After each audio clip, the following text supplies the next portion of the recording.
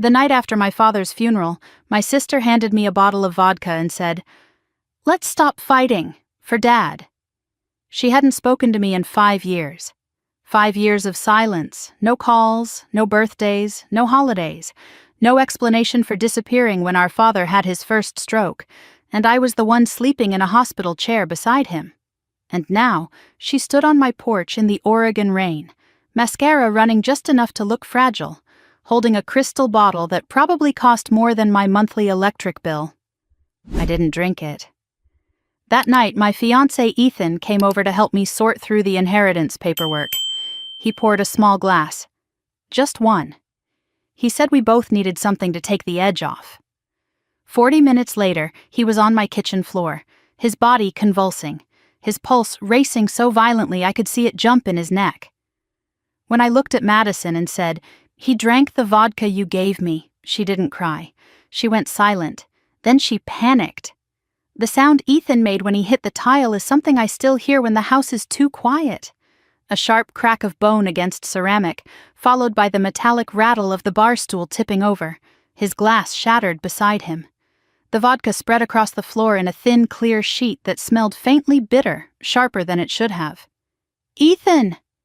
I dropped to my knees, my training taking over before the fear could, roll him to his side, check airway, count breaths.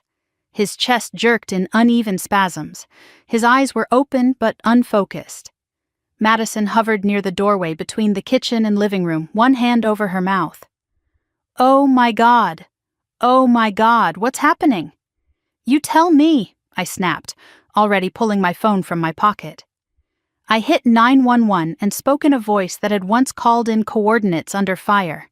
Calm, precise, male, early 40s, sudden seizure, irregular heartbeat, possible ingestion. The operator asked what he had consumed. "Vodka," I said, staring straight at my sister. "From a bottle my sister brought." Madison's eyes flicked to the counter. It's just alcohol. Maybe he hasn't eaten." "He had dinner with me 2 hours ago." Ethan's body arched again. His hand clawed at my sleeve. His pulse under my fingers felt wrong, too fast. Not just panic fast, dangerous fast. The sirens arrived within minutes, red light washing through the front windows and across the framed photos of my father in uniform, my mother smiling before cancer took her, Madison and me as teenagers with braces and bad haircuts. Paramedics moved with practiced efficiency, lifting Ethan onto a stretcher, attaching monitors. One of them asked, "Anyone else drink from that bottle?" Madison answered too quickly. No, she didn't. Riley didn't drink any." The medic looked at me. "Ma'am?" "I didn't," I confirmed. "He poured the first glass." Madison's shoulders sagged with something that wasn't relief for Ethan. They carried him out into the rain. I followed, barefoot, not remembering when I'd kicked off my shoes. The cold pavement bit into my feet as they loaded him into the ambulance. "I'm riding with him," I said. Madison hesitated only a second. "I'll follow in my car." Inside the ambulance, the air smelled like antiseptic and adrenaline. A paramedic called out numbers. Blood pressure unstable, heart rate erratic. They asked again what he'd taken. "Just vodka," I said. "Nothing else." "Any medications? Recreational drugs?" "No." But my mind was already running ahead, scanning details like it used to scan desert roads for disturbed sand. The taste Ethan had mentioned. The way Madison kept asking if I'd had any. At the hospital, they rushed him straight into the emergency room. I stood in the hallway, hands shaking only after the doors swung closed. Madison appeared beside me, rain still clinging to her coat. "Riley, I swear, I bought that at duty-free in Seattle." "It's expensive stuff. It wouldn't—" "Where exactly did you buy it?" I asked. She blinked. "At the airport." "Which store?" "I don't remember the name. Does that matter right now?" "It matters." She stared at me like I'd just betrayed her instead of the other way around. "Your fiancé is in there fighting for his life and you're interrogating me?" I stepped closer, lowering my voice. "You've asked 3 times whether I drank any." Her face drained of color. I was worried about you." A nurse came out and told us they were running tests. His heart rhythm was severely abnormal. They were stabilizing him. Did he have any heart conditions? She asked. No, I said. Madison spoke over me. She does. The nurse looked between us. She? My sister, Madison clarified quickly. Riley has blood pressure issues, PTSD, she's on medication. I felt something cold settle in my stomach. That's not relevant. The nurse nodded politely but scribbled something on her clipboard anyway. We were led to the waiting area. Fluorescent lights hummed overhead. A television in the corner ran a muted late-night news segment about rising housing prices. The world outside this building kept moving, indifferent. Madison sat across from me, knees bouncing. She kept checking her phone, typing rapidly, then deleting. Who are you texting? I asked. She locked the screen too fast. No one. I leaned back in the plastic chair and watched her. 5 years ago, she'd vanished. Said she needed space, needed to find herself. While I was the one driving our father to physical therapy after his first stroke. The one paying the utility bills when his pension paperwork got delayed. The one sitting through doctors explaining blocked arteries. And then today, at the funeral, she'd appeared in a black dress and trembling hands. The cemetery had been quiet except for the wind. I stood straight-backed as the flag was folded. Old habits, military composure. My father had been proud of that part of me. Madison had cried loudly, clinging to strangers like she was the one who'd been there every day. Afterward, when most people had drifted away with casseroles and polite condolences, she'd approached me near the car. I'm sorry, she'd said, eyes glossy. I shouldn't have left. I couldn't breathe here. You didn't call, I replied. I know. She held out the bottle then, wrapped in tissue paper. I brought this for you. To make peace. I'd almost laughed. Peace in a glass bottle.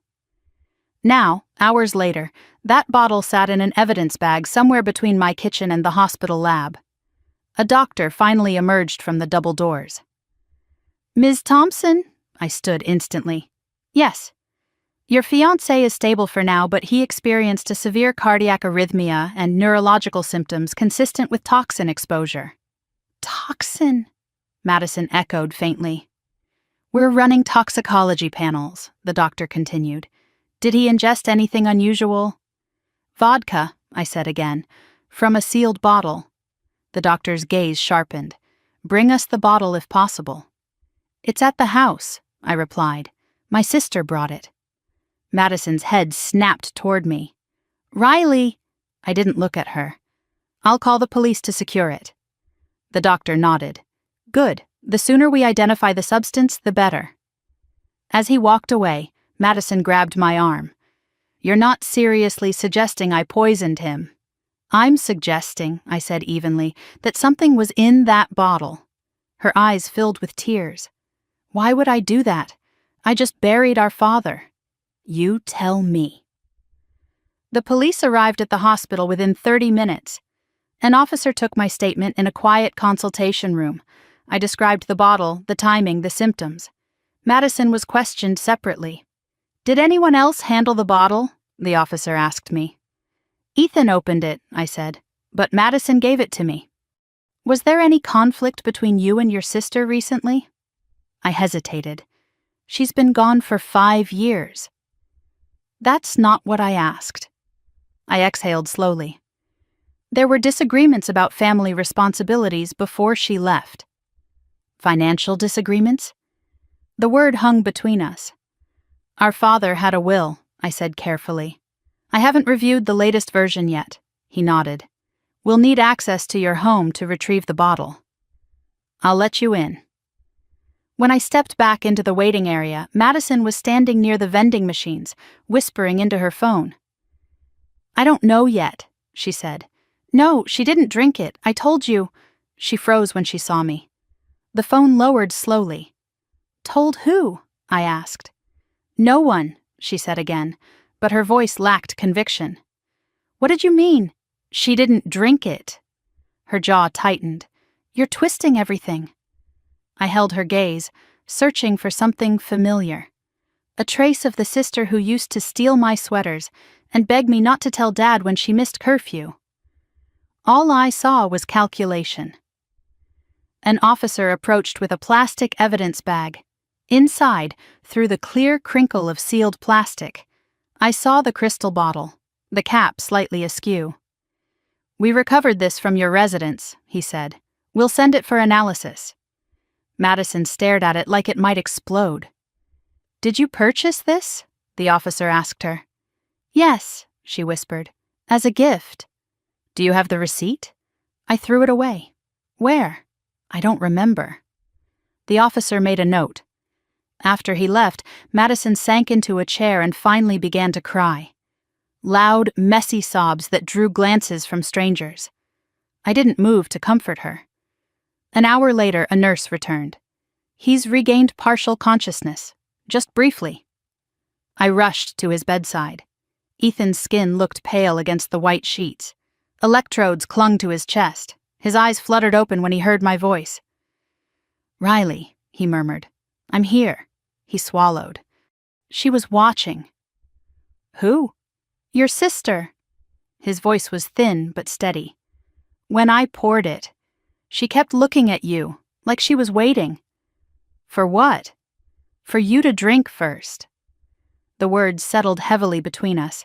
His eyelids drifted closed again as the sedation pulled him under. I stepped back into the hallway and found Madison staring at the floor. "He woke up," I said. She looked up quickly. "Is he okay?" "For now," she exhaled. "Thank God." I took one step closer. "He said you were watching him, waiting for me to drink." Her eyes widened. "That's insane." "Is it?" She shook her head vigorously. "You're in shock, that's all." Maybe I was.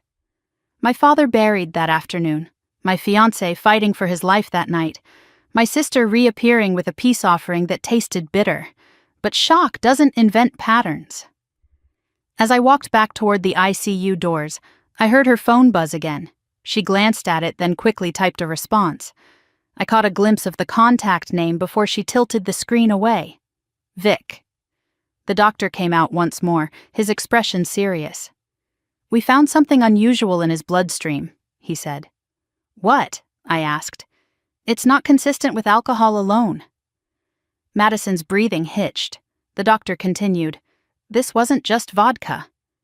And in that moment, standing under harsh hospital lights with my sister's mascara streaked down her cheeks and my father's funeral still clinging to my clothes, I knew one thing with absolute certainty. Madison hadn't come home to make peace.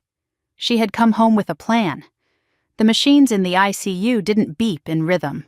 They stuttered, paused, then shrilled in uneven spikes that made my shoulders tighten every time. Ethan lay pale against the hospital sheets, electrodes mapped across his chest like coordinates. A thin line of oxygen tubing ran beneath his nose. His eyelids fluttered occasionally, but he didn't wake. I stood at the foot of the bed and watched the monitor instead of his face, heart rate still unstable, blood pressure fluctuating, numbers steadier than they had been in the ambulance, but not normal. A doctor in blue scrubs stepped inside and closed the door softly behind him. "Ms. Thompson," he said, voice low, "we've confirmed a toxic compound in his bloodstream." My jaw tightened. "What kind?" "We're still running the full panel, but preliminary results indicate aconitine." The word meant nothing and everything at the same time. It sounded clinical, sharp, final. "What is that?" I asked. "A plant-based toxin, extremely potent. It affects the heart and nervous system. Even small amounts can cause severe arrhythmia." "And alcohol?" I asked. "It can accelerate absorption, but this isn't alcohol poisoning." My hands curled into fists at my sides. "So someone put it in the bottle." He held my gaze. "This wasn't an accident." When he left, I exhaled slowly. Not relief, not fear. Something colder. Confirmation. Outside the ICU room, Madison stood by the vending machines again, pretending to read the back of a snack package. She looked up immediately when she saw me. "What did they say?" she asked. "They found a toxin." Her face drained of color. "A toxin? In what?" "In Ethan's blood." She blinked rapidly. "That's impossible. It was just vodka." "It was vodka," I said, "with something else in it." She crossed her arms over her chest. "Are you saying I did that?" I'm saying you're the one who brought it. She shook her head, tears gathering again. I bought it at the airport. It was sealed, I swear. Did you open it before giving it to me? No. Did you leave it anywhere unattended? I don't know, it was in my bag. In your bag, I repeated. Her voice rose slightly. Why are you looking at me like that? Because you've asked me 4 times if I drank any. Her lips parted, then pressed thin. I was worried about you. I stepped closer. Were you? Before she could answer, Detective Larson walked down the hallway toward us, coat draped over one arm. Mid-40s, tired eyes, the kind of man who'd seen enough to stop being surprised. Ms. Thompson, he said, nodding at me, we need to talk. Madison straightened. I'd like to hear this too. He gave her a measured look. Separately. She opened her mouth to protest, then shut it. For a moment, her composure cracked and something sharp flashed through her expression. Not grief, irritation. I followed Larson into a small consultation room. He closed the door. We've secured the bottle from your residence. And? Preliminary field test suggests contamination. With what? Likely the same compound found in your fiancé's blood. We'll confirm once lab results return. My pulse stayed steady. Training. Breathe slow. Ask clear questions. Who handled the bottle besides him? He asked. My sister gave it to me. Ethan opened it. And you? I didn't touch the rim. I didn't drink. He studied me. Your sister said the same. She emphasized that you didn't drink. I let that sit between us. She also mentioned you have blood pressure issues, he added. I met his eyes. That's private medical information. She offered it. Something inside me shifted another notch. Detective, I said carefully, my father's funeral was today. My sister reappeared after 5 years. She gave me a bottle of vodka as a peace offering. My fiancé drank from it and nearly died. And now you're telling me she's volunteering my medical history? He didn't answer that directly. Is there any financial dispute between you two? The question landed heavier than I expected. Our father had an estate, I said. I haven't reviewed the latest documents. She told us there were disagreements about inheritance. She's been gone, I replied. She wasn't here when Dad needed care. He scribbled something down. Were you aware of any recent changes to the will? No, he closed his notebook. We're treating this as a potential attempted homicide. The word settled into the room like smoke. And you're not ruling anyone out, I said. That's correct. Including me. When I stepped back into the hallway, Madison was pacing now. What did he ask you? She demanded. About the will. Her pacing faltered. The will? Yes. She looked away too quickly. Why would that matter? Why would you bring it up? I didn't, she snapped, then caught herself. I don't understand why this is turning into something criminal. It already is, I said quietly. A nurse approached us. He's asking for you. I went back into the ICU room alone. Ethan's eyes were open this time, clearer. Hey, I said, stepping beside the bed. He swallowed carefully. Feels like my heart's trying to outrun me. It's stabilizing. He studied my face. They say what it was? A toxin. His brow furrowed faintly. From the vodka? Yes. Silence stretched between us. She was watching, he said again, more firmly this time. I know. When I poured it, she moved closer, like she wanted a front row seat. My jaw tightened. And when you didn't drink, he added, voice weak but steady. She looked annoyed. I leaned down slightly. Don't push yourself. His fingers brushed mine. Be careful. I always am. When I left the room, Madison was gone. I found her near the elevators, phone pressed to her ear. No, not yet, she was whispering. They're still running tests. She froze when she saw me and turned away slightly. I'll call you back, she said quickly, ending the call. Who was that? I asked. A friend. Name. She gave me a look like I'd crossed a line. You don't get to interrogate me. I get to ask questions when my fiancé is poisoned. Her chin lifted. Maybe you should look closer to home. Meaning? You handle Dad's finances. You have access to everything. The accusation hung heavy. You think I poisoned my own fiancé? I asked. I'm just saying, she replied, shrugging slightly. People do strange things under stress. The coldness in her voice didn't match the tears still streaking her cheeks. Detective Larson approached again. Ms. Thompson, he said to Madison this time, we need to ask about where you purchased that bottle. She glanced at me once before following him. I watched her walk away and felt the old instinct return, the one that scanned desert rooftops and alley shadows, the one that trusted patterns over words. She wasn't afraid of losing Ethan. She was afraid of losing something else. Hours later, toxicology confirmed the compound. Aconitine. Not accidental, not naturally present in alcohol, intentionally introduced. Larson returned to the waiting area where I sat alone. Your sister says she bought the bottle at a duty-free store in Seattle 2 days ago, he said. Receipt? She claims she discarded it. Security footage? We're requesting it. He studied me again. She also mentioned your father revised his will 2 weeks before his stroke. I felt the air thin.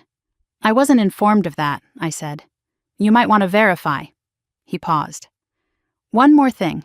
She inquired about your father's life insurance policy earlier this week. Why would she do that? She said she was helping with paperwork.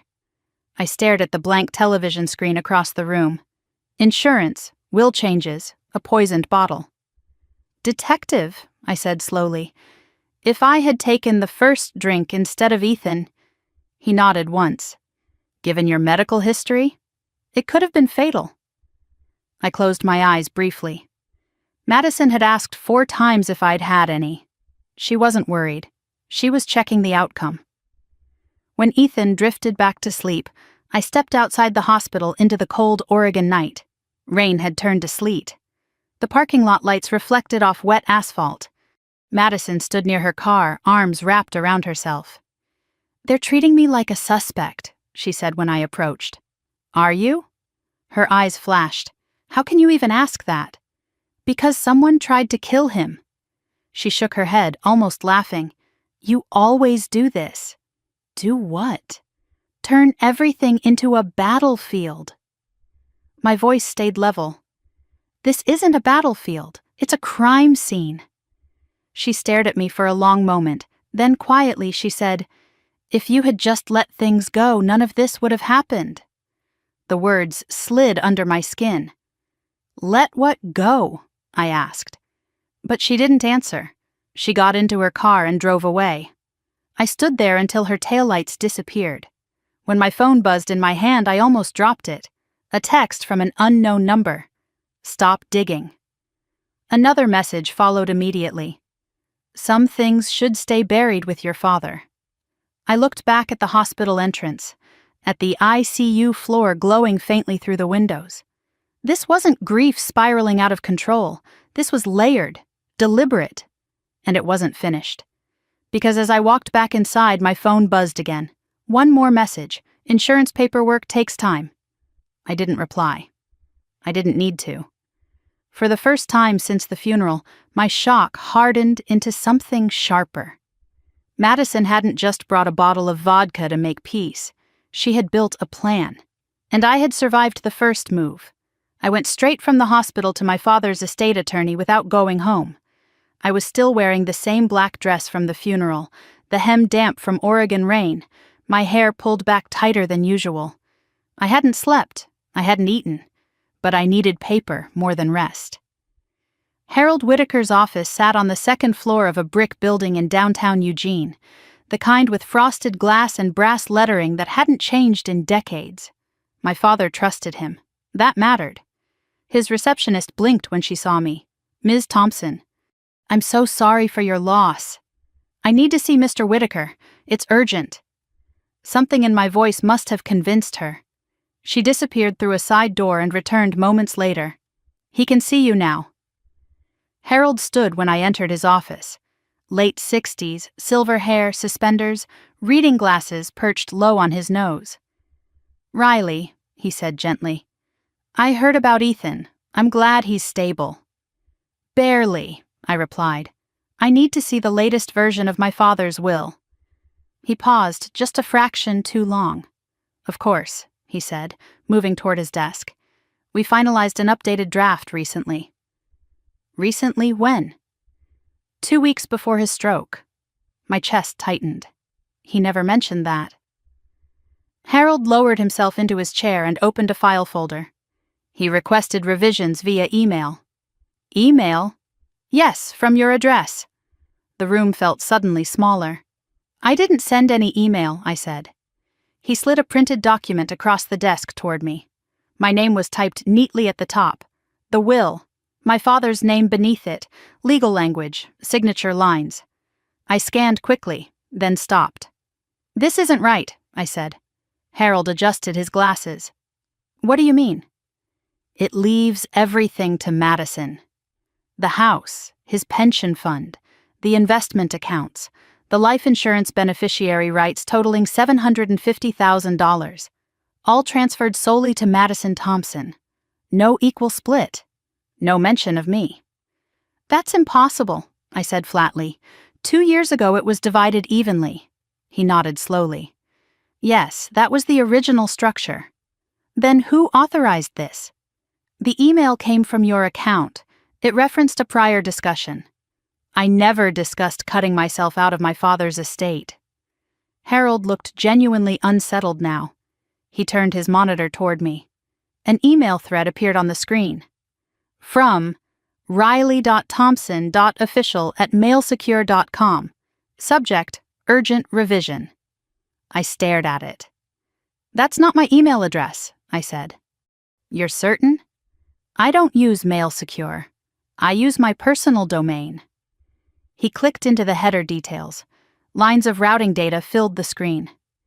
"Can you trace where it originated?" I asked. "I can attempt to." He leaned closer, scrolling through the metadata. His expression shifted. "It appears the login originated from Seattle," he said quietly. Seattle. Madison's apartment.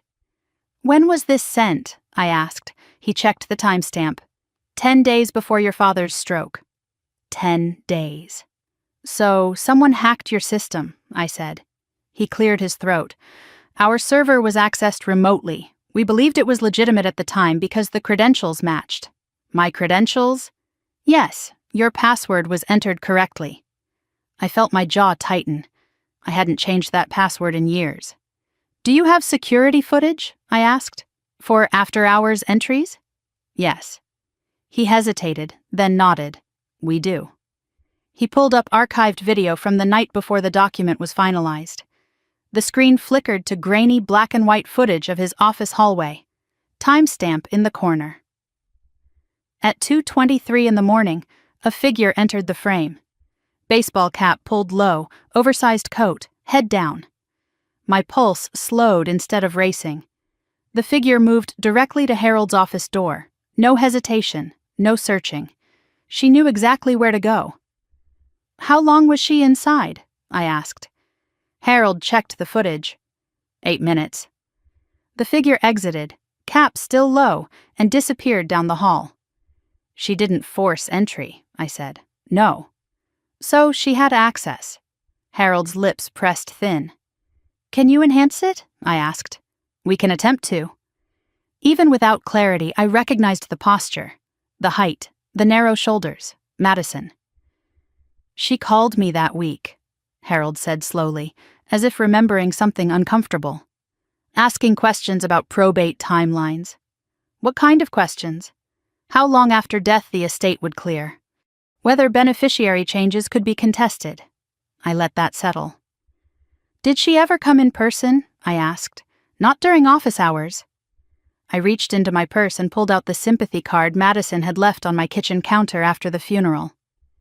"You deserve to relax," it read in her looping handwriting. I slid it across the desk. "Compare it," I said. Harold opened an older file from his cabinet. A birthday card Madison had once sent my father. Same exaggerated loops on the capital letters. Same slight tilt to the right. He held them side by side. They are remarkably similar, he admitted. Run a formal comparison, I said. He nodded. I leaned back in the chair and stared at the ceiling for a moment. She didn't just bring vodka, I murmured.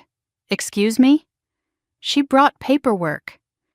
Harold opened my father's financial activity logs on his computer. There were 2 withdrawals, he said, small enough not to trigger alerts. How much? $25,000 labeled consulting fee. Then another $10,000 2 weeks later.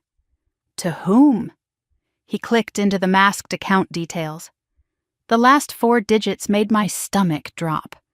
Those numbers were identical to the old joint account Madison once shared with her ex-husband.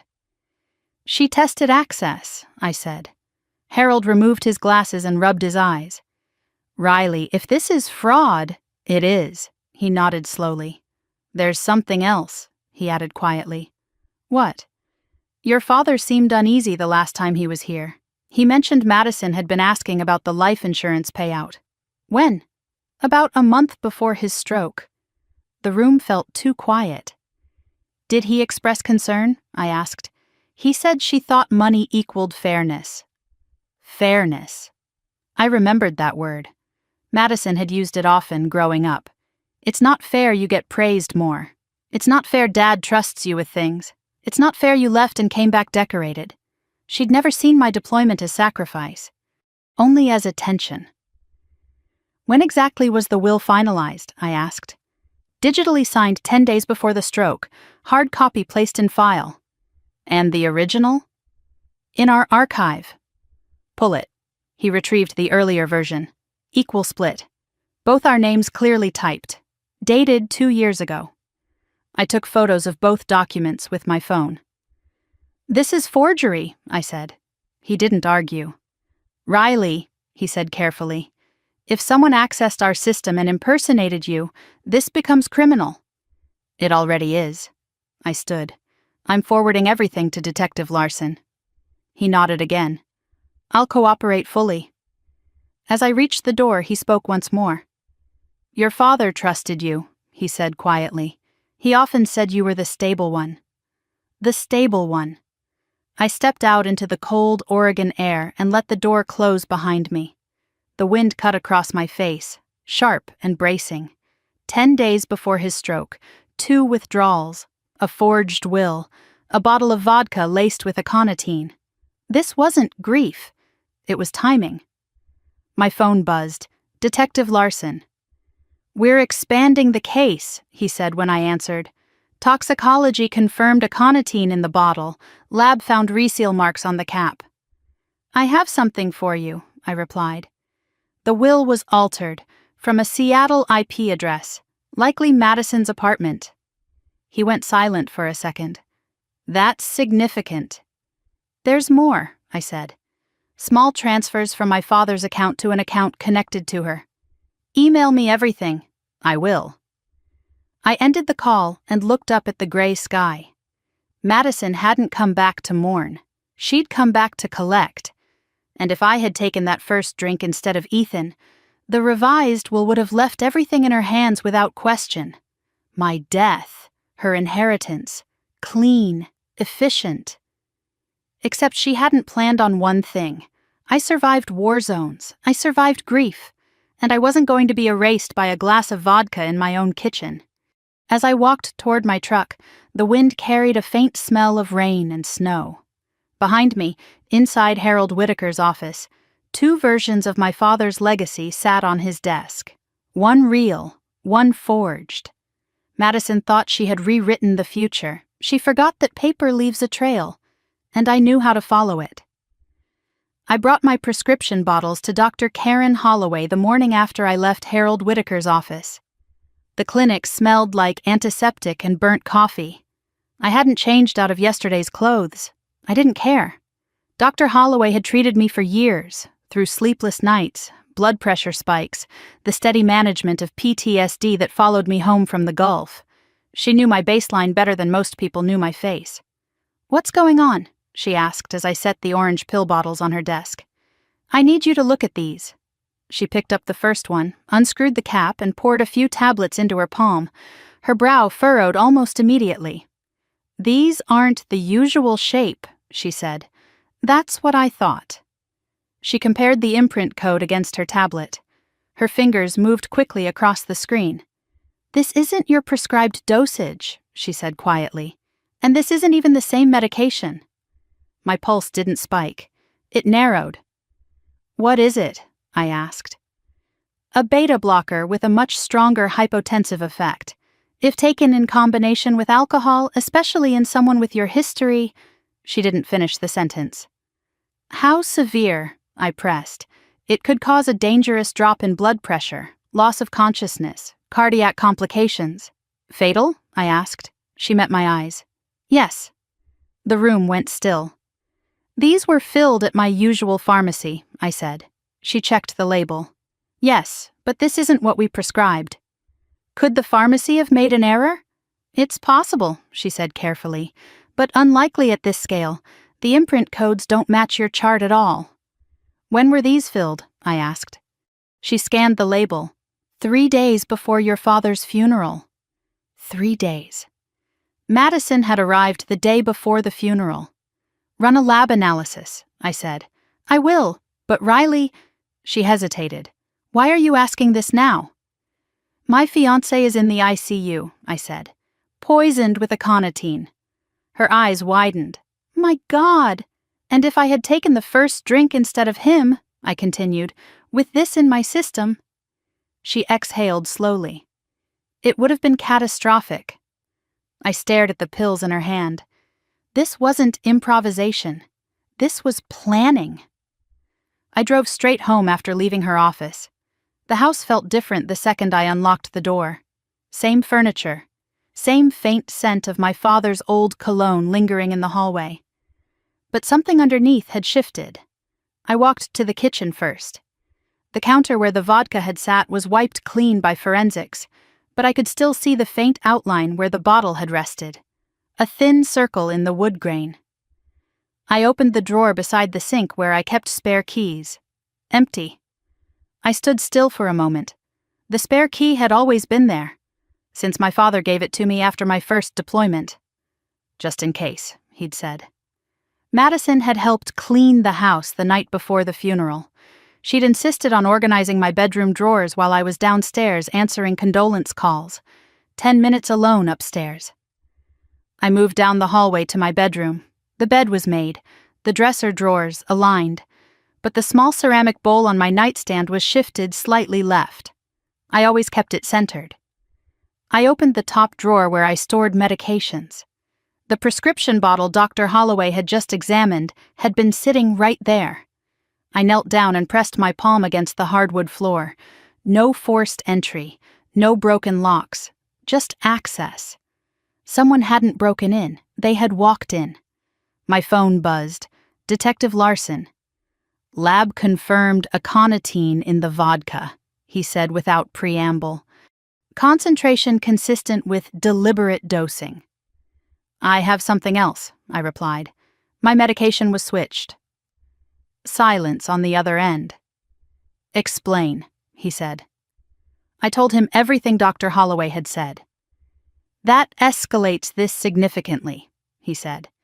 We'll need to secure the pharmacy footage. And the house, I added. My spare key is missing. I'll send a team.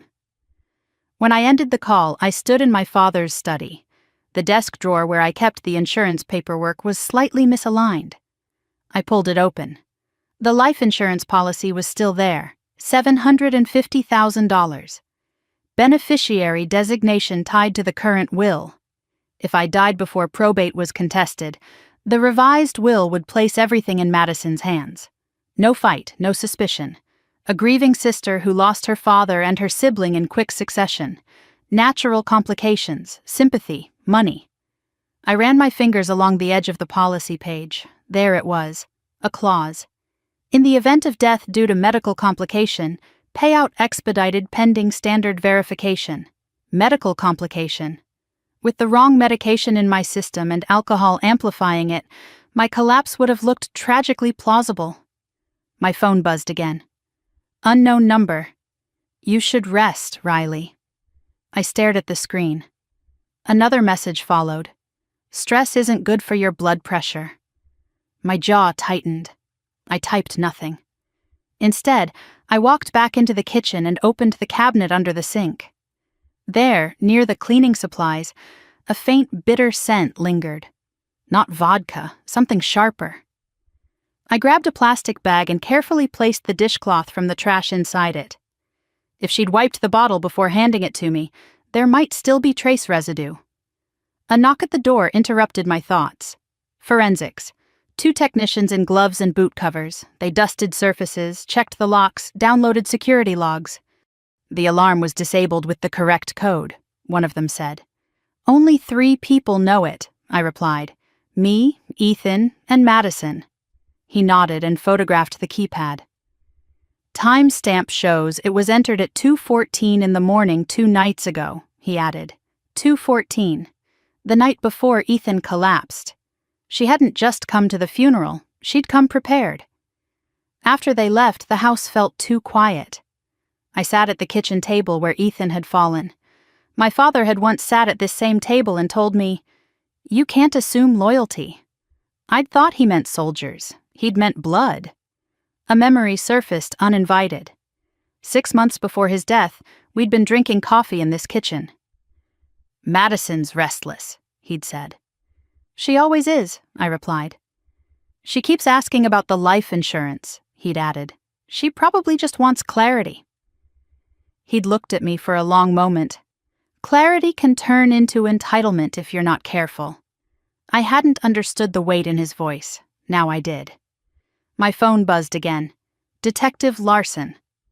"Pharmacy footage shows your sister in the store the day your prescription was filled," he said.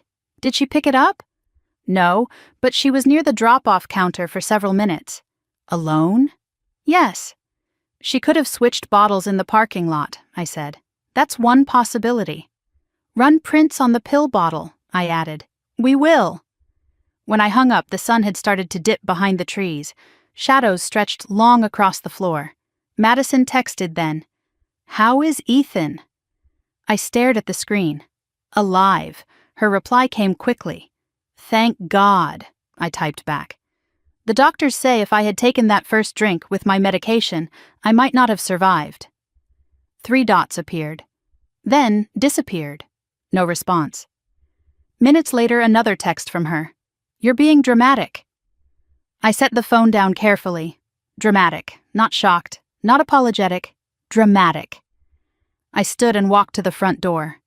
Snow had begun to fall lightly, each flake quiet, precise, calculated, like the plan she'd constructed. Poison the vodka, swap the medication, forge the will, 3 layers, 3 safeguards. If one failed, another would hold. She hadn't accounted for one variable. Ethan loved me enough to pour first. As darkness settled, I replaced the front door lock myself. Metal scraped against metal, solid, secure. Inside, I turned off every light except the one in my father's study. I opened his safe and checked the contents.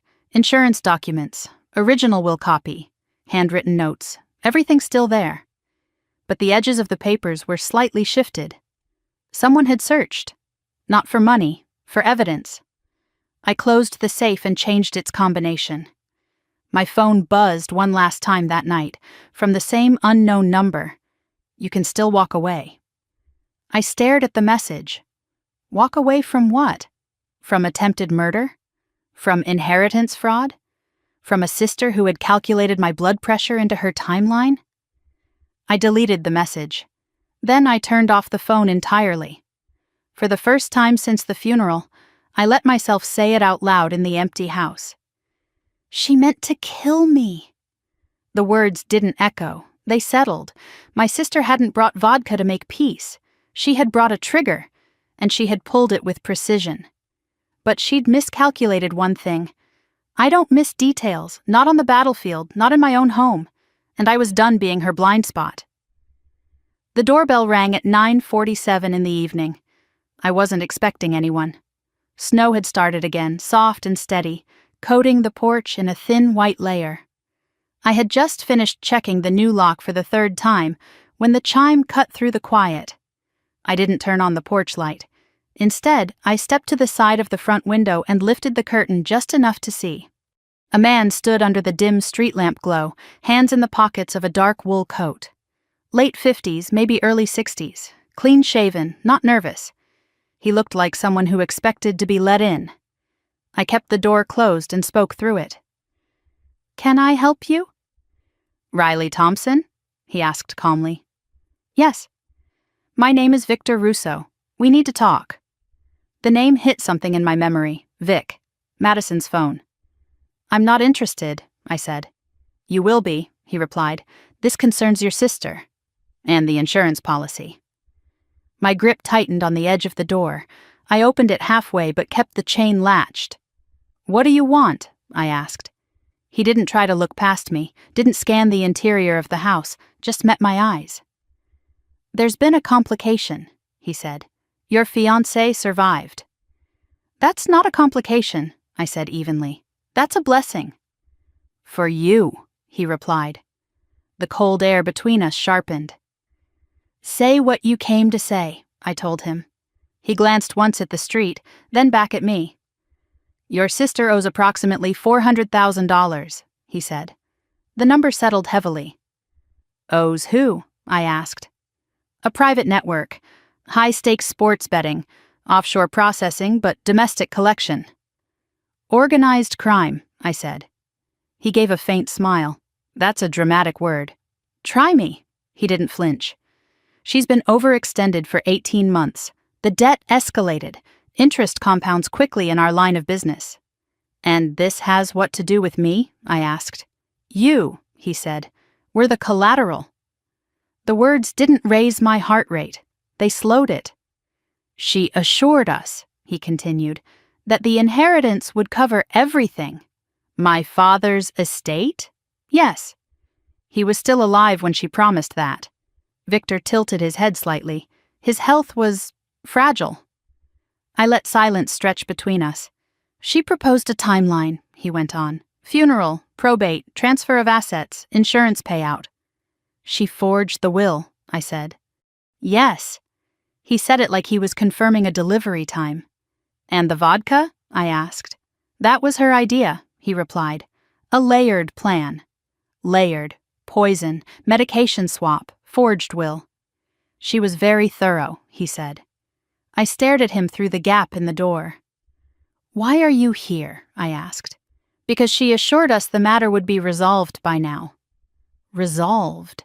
That's what she told you?" I asked. "She said you wouldn't be an obstacle much longer." The cold didn't register anymore. "She intended for me to drink it," I said. "Yes." The word landed without hesitation. "And Ethan?" I asked. "Unintended variable." My jaw tightened. "You're admitting conspiracy to murder," I said. He shrugged lightly. "I'm explaining financial expectations." "And you think showing up at my house is wise?" "I think transparency is preferable to misunderstanding," he said. "The insurance payout was pledged as security. If the payout doesn't occur, other avenues are explored." "Are you threatening me?" I asked. "I'm informing you." Snow gathered on his shoulders, melting slowly into the wool. "She used the life insurance as collateral," I said. "Yes." "For a gambling debt?" "Yes." "How long has she been involved with your network?" 18 months seriously, longer casually. I thought about the timeline. 18 months ago, Madison had still been mostly silent, sporadic texts, occasional vague promises to visit. "She was confident," Victor added, "very confident. She believed the emotional timing would shield her from scrutiny." "Emotional timing," I repeated. "A father's funeral," he said quietly. "No one questions grief." My hand tightened on the doorframe. "She told you how?" I asked. "How what?" "How she would make it look natural." He didn't blink. "She researched compounds that mimic cardiac failure. She was aware of your blood pressure condition." The room behind me felt suddenly too small. She knew my medication schedule, I said. Yes. The word felt like a blade. She said alcohol would accelerate the effect, he added. If symptoms appeared shortly after the funeral, stress would be assumed. My father buried that morning, my body on that kitchen floor by night. She rehearsed narratives, Victor said, in case of investigation. What kind of narratives? I asked. That you were emotionally unstable, that you'd been drinking more since the funeral, that your health was deteriorating. I almost laughed. She was thorough, he repeated. Why are you telling me this? I asked again. He exhaled slowly. Because when operations attract federal attention, our interests change, he said. Your sister has become a liability. Because she failed. Yes. Because she failed to kill me. Yes. The directness of it almost impressed me. And what do you want from me? I asked. Clarity, he said. If the inheritance transfers, the debt can be resolved quietly. If it does not, other parties become impatient. I'm not negotiating with you, I said. I'm not asking you to. His eyes narrowed slightly. I'm advising you that your sister overpromised, and people who overpromise create pressure. On me, I asked. For now. I let the words settle. If you think intimidation will change anything, I said calmly, you miscalculated. His expression shifted just slightly. She said you were predictable, he said. What did she say? That you would fight emotionally first. That you would hesitate to involve federal authorities because of family loyalty. I smiled faintly. She misjudged that too. He studied me for a long moment. You don't seem surprised, he said. I served in the Gulf, I replied. Surprise is inefficient. A flicker of something like respect crossed his face.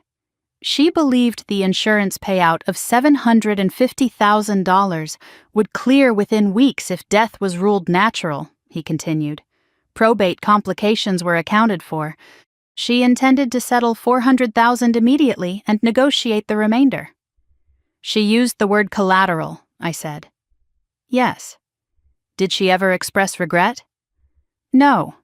The answer came too fast to doubt. She said you always survived everything, he added quietly, and that this time you wouldn't. The words echoed in my mind. She always survives everything. I want proof, I said. He reached into his coat and removed a small envelope. I'm not foolish enough to carry originals, he said, but copies are instructive. I unlatched the chain and opened the door fully. He handed me the envelope. Inside were printed screenshots of text exchanges. Madison's name at the top. One message read, "Once Riley's gone, probate clears faster." Another, "She always survives everything. This time she won't." My stomach didn't drop. It solidified. You're handing me evidence, I said. I'm protecting my organization, he replied. Your sister's arrest jeopardizes more than her freedom. So you sacrifice her. She was already sacrificed the moment your fiancé lived. Snow thickened around us. You understand, he said, that if she's convicted, certain investors lose faith. I don't care, I said. You should. Why? Because desperation spreads. He stepped back from the porch. I've said what I came to say, he added. Your sister built a 3-layer plan. Poison, medication, forged will. It would have worked. But it didn't. No, he said softly. It didn't. He turned and walked toward a black sedan parked half a block away. I watched until he got in and drove off. Then I closed the door and locked it. Inside, the house felt heavier. I laid the envelope on the kitchen table. 3 layers. She had engineered my death like a project. Step 1, alter inheritance. Step 2, ensure death appears natural. Step 3, collect payout. The phone rang before I could sit down. Detective Larson. We've confirmed significant gambling transactions linked to Madison, he said. Offshore accounts, shell transfers. She used the insurance policy as collateral, I said. There was a pause. How do you know that? He asked. Victor Russo just left my porch. Silence. You let him leave? He asked. He came to talk. What did he say? Everything. I relayed the conversation. When I finished, Larson exhaled sharply. That escalates this into organized crime territory, he said. We'll involve federal agencies immediately. You should, I replied, because this isn't just family drama, it's financial conspiracy. Are you safe? He asked. Yes. But the word felt thinner than usual. After I hung up, I sat alone at the kitchen table. I looked at the screenshots again. She always survives everything. This time she won't. I thought about childhood winters when Madison used to accuse me of getting more praise. It's not fair. I thought about deployments, medals she called attention. It's not fair. I thought about my father trusting me with paperwork. It's not fair. Fairness had turned into entitlement. Entitlement had turned into calculation. Calculation had almost turned into my obituary. I folded the papers carefully and placed them inside a folder labeled Evidence. War taught me something simple. You don't panic. You gather, you document, you dismantle. Madison didn't just gamble money. She gambled my life. And she expected to win. She forgot one thing. I don't fold under pressure. Not in the desert, not in my own home. And certainly not because my sister decided I was collateral. I waited in the elementary school parking lot with the engine off and the heater running low. The late afternoon sky over Eugene was the color of wet concrete. Snow from the night before had melted into slush along the curb. Parents stood in small clusters near the entrance, checking their phones, waving at children spilling out of double doors. I hadn't told anyone I was coming, not Madison, not Lily's father, just Detective Larson, who had nodded once and said, "Be careful what you ask." I wasn't here to interrogate an 11-year-old. I was here to listen.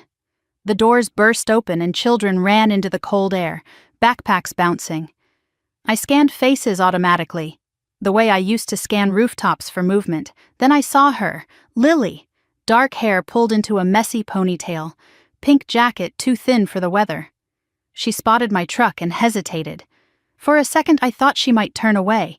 Instead, she ran toward me. "Aunt Riley," she called, breath puffing white in the air. I stepped out of the truck before she reached me. "Hey," I said, forcing warmth into my voice. She hugged me tightly around the waist. "Is Uncle Ethan going to die?" she asked immediately. The directness knocked the air from my lungs. "No," I said gently. "He's stable. The doctors are taking care of him." She pulled back, searching my face. "Mom said it was just alcohol." "It wasn't," I said carefully. Her brow furrowed. "Is he really going to be okay?" "Yes." That part, at least, was true. "Can we get hot chocolate?" she asked quietly. "Mom's been busy." I nodded and opened the passenger door. We drove to a small cafe 3 blocks away, the kind with chipped wooden tables and chalkboard menus. I chose a booth near the back where conversations blurred into background noise. She wrapped her hands around the paper cup like it was an anchor. For a few minutes, we talked about safe things. School, her science project, a girl in her class who cheated during a spelling test. Then she went quiet. "Mom's really mad," she said softly. "At you?" I asked. "No." She stared into her cup. "At everyone." I let silence stretch. Silence invites truth. "She keeps talking on the phone at night," Lily continued. "In the kitchen. She thinks I'm asleep." "What does she say?" I asked. Lily shrugged at first. "Stuff about insurance," she said. My pulse slowed, sharpened. "What kind of stuff?" I asked gently. "She said insurance clears fast," Lily replied. "And that once you're gone, things will be easier." The cafe noise faded into a dull hum. "What exactly did she say?" I asked, keeping my tone even. Lily chewed her lip. She said, "Once Riley's gone, probate clears faster." The words echoed the screenshot Victor had handed me. "Did she say that more than once?" I asked. "Yeah," Lily nodded. "She said it to a man named Vic." My hand tightened around my cup. "How do you know his name?" I asked. "She said it a lot," Lily replied. "Like, Yes, Vic, it's almost done. Almost done. When did she say that? I asked. Before Grandpa's funeral, and after. Lily looked up at me suddenly. Are you mad at Mom because of Grandpa's money? She asked. The question cut deep. I'm upset because someone tried to hurt Ethan, I said carefully. She nodded slowly. Mom said we'd be rich before Christmas, she added. The cafe felt colder. She said we'd move somewhere bigger, Lily continued. She showed me houses online. Did she ever talk about how that would happen? I asked. She said insurance, Lily said again, and that you wouldn't need anything anymore. I kept my breathing steady. Did she tell you not to talk about the bottle? I asked. Lily's fingers tightened around her cup. She said if anyone asked, I should say I didn't see anything, she whispered. My jaw clenched. Did you see anything? I asked. She hesitated.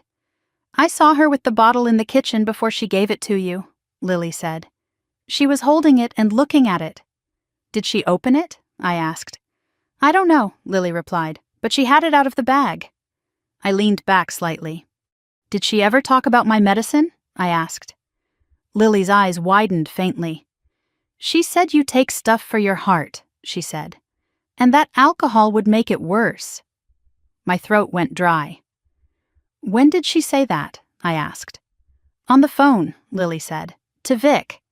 The pieces were aligning with brutal precision. She said stress would make it look natural, Lily added quietly. I swallowed. Did she ever say anything about Ethan? I asked. She said he wasn't supposed to drink it, Lily replied. The cafe noise came rushing back all at once. Did she say that exactly? I asked. Yes. Lily looked confused now. I thought she meant you were supposed to have it first, she said. I forced my expression not to change. Did she ever tell you to practice saying something? I asked. Lily nodded slowly. She said if police asked, I should say we haven't seen you much, she whispered. Even though we did. My phone vibrated on the table. Madison. I let it ring once, then answered and placed it on speaker without announcing it. Lily? Madison's voice came through tight. Where are you? With Aunt Riley, Lily replied. Silence. Then, did you tell her anything? Lily glanced at me. No, she said softly. Madison exhaled audibly. Good. We're almost safe, she murmured. The line went dead. Almost safe. I ended the call and looked at Lily.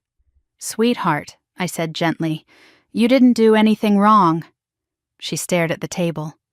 I don't want Mom to go to jail, she whispered. The words hit harder than anything else she'd said. I don't want that either, I replied honestly. But she said if you died, everything would belong to us, Lily added, voice trembling, and we wouldn't have to worry anymore. I reached across the table and covered her hand with mine. Money doesn't fix worry, I said quietly. She nodded, eyes glossy. She's been really scared lately, Lily added, like someone's watching her. That part didn't surprise me. When did she start acting like that? I asked. After the hospital, Lily said. She kept checking the windows. I thought about Victor's visit, about federal involvement, about pressure from both sides. Lily, I said carefully, if someone asks you what you told me today, you tell the truth, okay? She nodded. Even if Mom gets mad? Especially then. She looked down at her cup. She said you always win, Lily murmured. The phrase echoed again. You always win. I paid the bill and walked her back to my truck. The drive to Madison's apartment was quiet. When we pulled up, Madison was already outside, arms folded tightly. Her eyes flicked from Lily to me. You shouldn't be taking her without asking, she said. She wanted hot chocolate, I replied evenly. Madison crouched slightly in front of Lily. Did you tell her anything? She asked softly. Lily looked between us. I told the truth, she said. Madison's jaw tightened. I met her gaze over Lily's head. You told her we're almost safe, I said quietly. Her eyes flashed. You're twisting everything, she snapped. I leaned closer, keeping my voice low. You rehearsed narratives. You studied my medication. You altered the will. Her face drained of color. You have no proof, she whispered. I straightened. I have more than you think. She stood slowly, pulling Lily closer. This is harassment, she said loudly now. You're traumatizing my daughter. You did that, I replied calmly. Her expression shifted, anger rising, composure thinning. You always had to be the hero, she said. Even now. I didn't respond, because for the first time, I wasn't trying to be a hero. I was trying to stop a cycle. Lily squeezed my hand briefly before stepping inside with her mother. Madison lingered a second longer. You could still walk away, she said quietly. From what? I asked. From all of this. I held her gaze. You tried to kill me, I said softly. Her eyes flickered. No, she said. I tried to fix things. Then she went inside. I sat in my truck for a long moment after the door closed. Snow began falling again, light and steady. I pulled out my phone and called Detective Larson. I have more, I said when he answered. I told him everything Lily had said. He was silent for a moment. That corroborates Victor's statement, he said. She told Lily I wouldn't last long, I added. That's powerful testimony, he replied. But she's a child. I know. Would you be willing to document the conversation? Yes. When I ended the call, I looked up at the apartment window. Madison moved behind the curtain. For years, I'd been the one who shielded her from consequences, covered for her, explained away her impulses. Now her own daughter had exposed the truth. I started the engine. For the first time since the funeral, I felt something shift inside me. Not rage, not revenge, resolve. This wasn't just about me surviving. It was about making sure Lily never learned that entitlement was love. And as I drove away, I understood something clearly. Madison hadn't just gambled with money. She had gambled with the future of her own child, and that was a debt far bigger than $400,000. The house felt wrong the second I unlocked the door. Not loud wrong, not obvious, subtle. The air was colder than I'd left it. The faint scent of my father's old pipe tobacco, which usually lingered near the study, seemed diluted. I stepped inside and closed the door quietly behind me. The porch light was on. I was certain I'd turned it off. I didn't move immediately. I listened. The refrigerator hummed. The heater clicked softly. No footsteps, no shifting floorboards. Still, something felt disturbed. I moved the way I used to in unfamiliar buildings overseas. Slow, deliberate. Clear the space before claiming it. The living room looked untouched, couch aligned, blankets folded. But the throw pillow in the corner chair was angled slightly to the left instead of centered. It was a small thing. Small things matter. I moved down the hallway. My bedroom door was slightly ajar. I never leave it open. My pulse didn't spike. It narrowed. I pushed the door wider with my fingertips. The room was intact, bed made, closet closed. No drawers dumped on the floor. But the closet door track had a faint scrape along the bottom edge, like it had been slid open too quickly. I stepped inside and opened the dresser. The top drawer was aligned, but the edges of folded shirts were disturbed. Someone had rifled without disarray. That takes practice. I crossed to the nightstand. The ceramic bowl was back in the center now. Too perfect. I crouched and looked beneath the bed. Nothing. I stood and moved toward the study. The chair behind my father's desk was pulled out slightly, barely an inch. He used to align it exactly flush with the desk. I had kept it that way. Not tonight. I approached the security monitor near the hallway. The system showed normal activity. Front door locked, back door secure. I opened the alarm log. 2:14 in the morning. System disarmed. Correct code entered. No forced override. The same timestamp Larson had mentioned earlier. 2:14, the night before Ethan collapsed. My spare key had gone missing. Now the code had been used. I scrolled further. System armed again at 2:27. 13 minutes inside. Enough time. Enough precision. I walked to the back door and examined the frame. No splintering, no scratches. Whoever entered knew how to leave cleanly. My phone buzzed. Unknown number again. Stop digging. I didn't respond. Another message followed. You don't know who you're dealing with. I stared at the screen for a long moment before setting the phone down on the desk. The study window faced the street. I stepped closer and peered through the glass. A dark SUV sat parked across from the house, engine off. I couldn't see inside. It hadn't been there earlier. I memorized the plate number without thinking. Years of practice. I moved back from the window and turned off the study light. Let them wonder if I'd seen. My phone vibrated again. A call this time. The hospital. I answered immediately. This is Riley. Ms. Thompson, the nurse said. A man attempted to access Mr. Miller's room about 20 minutes ago. My body went still. What man? He claimed to be a cousin. His name didn't match the approved list. Description? Mid-40s, dark coat. He left when security asked for identification. Did he see Ethan? No. I exhaled slowly. Did he say anything? I asked. He asked whether Mr. Miller was conscious yet. The SUV outside my house. A man at the hospital. Pressure.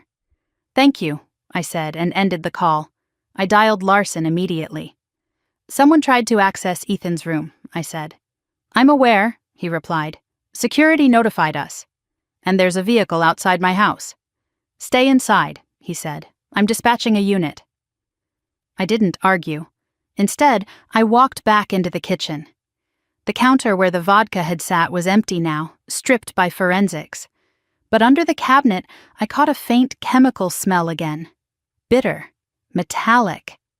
I crouched and ran my fingers along the underside of the counter. Dust had been disturbed recently. Someone had braced themselves there. I stood and moved to the trash bin. Empty. Too empty. I always leave at least one bag liner tucked at the bottom. Gone. I walked back toward the hallway when headlights flashed briefly through the front window. Police. The SUV's engine roared to life and pulled away before the patrol car reached the curb. I watched through the sliver of curtain.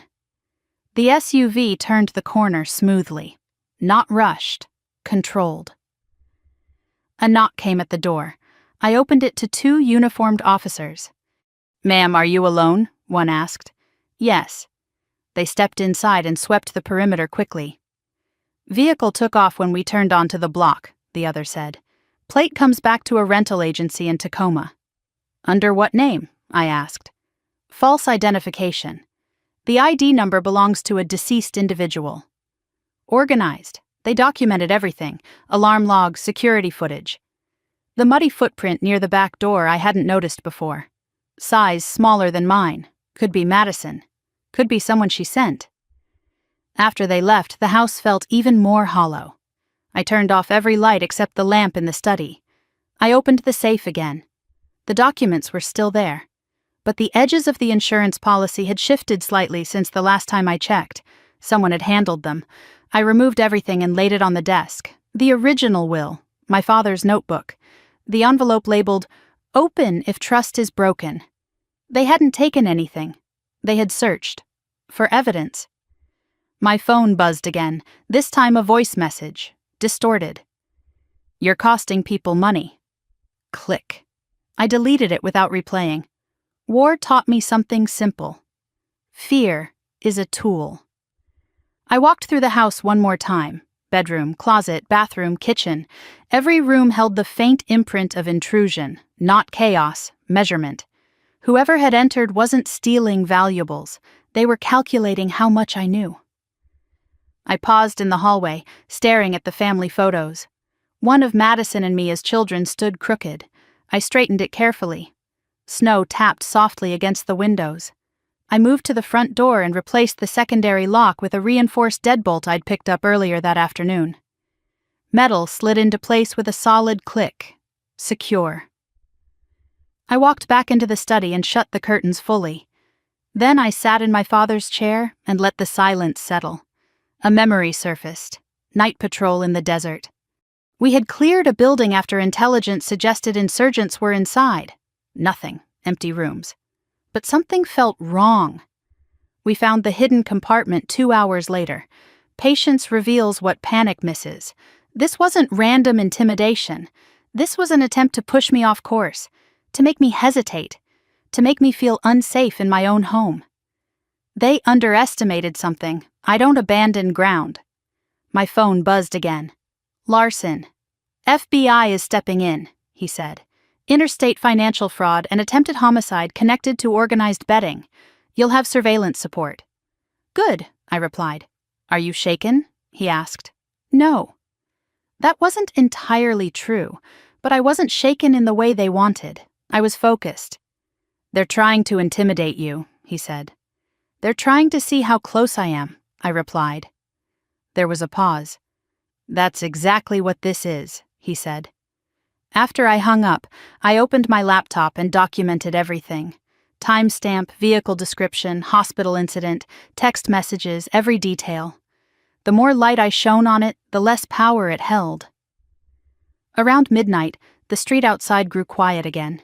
No engines, no headlights, just snow. I stood at the window one last time before heading to bed. The yard looked untouched, white, still. But I knew better. Footprints melt, logs erase, messages delete, but patterns remain. And whoever walked through my house that night wasn't stealing. They were measuring. Measuring how far I'd gone. Measuring how much I'd uncovered. Measuring how difficult it would be to stop me. I turned off the final lamp and let the house fall into darkness.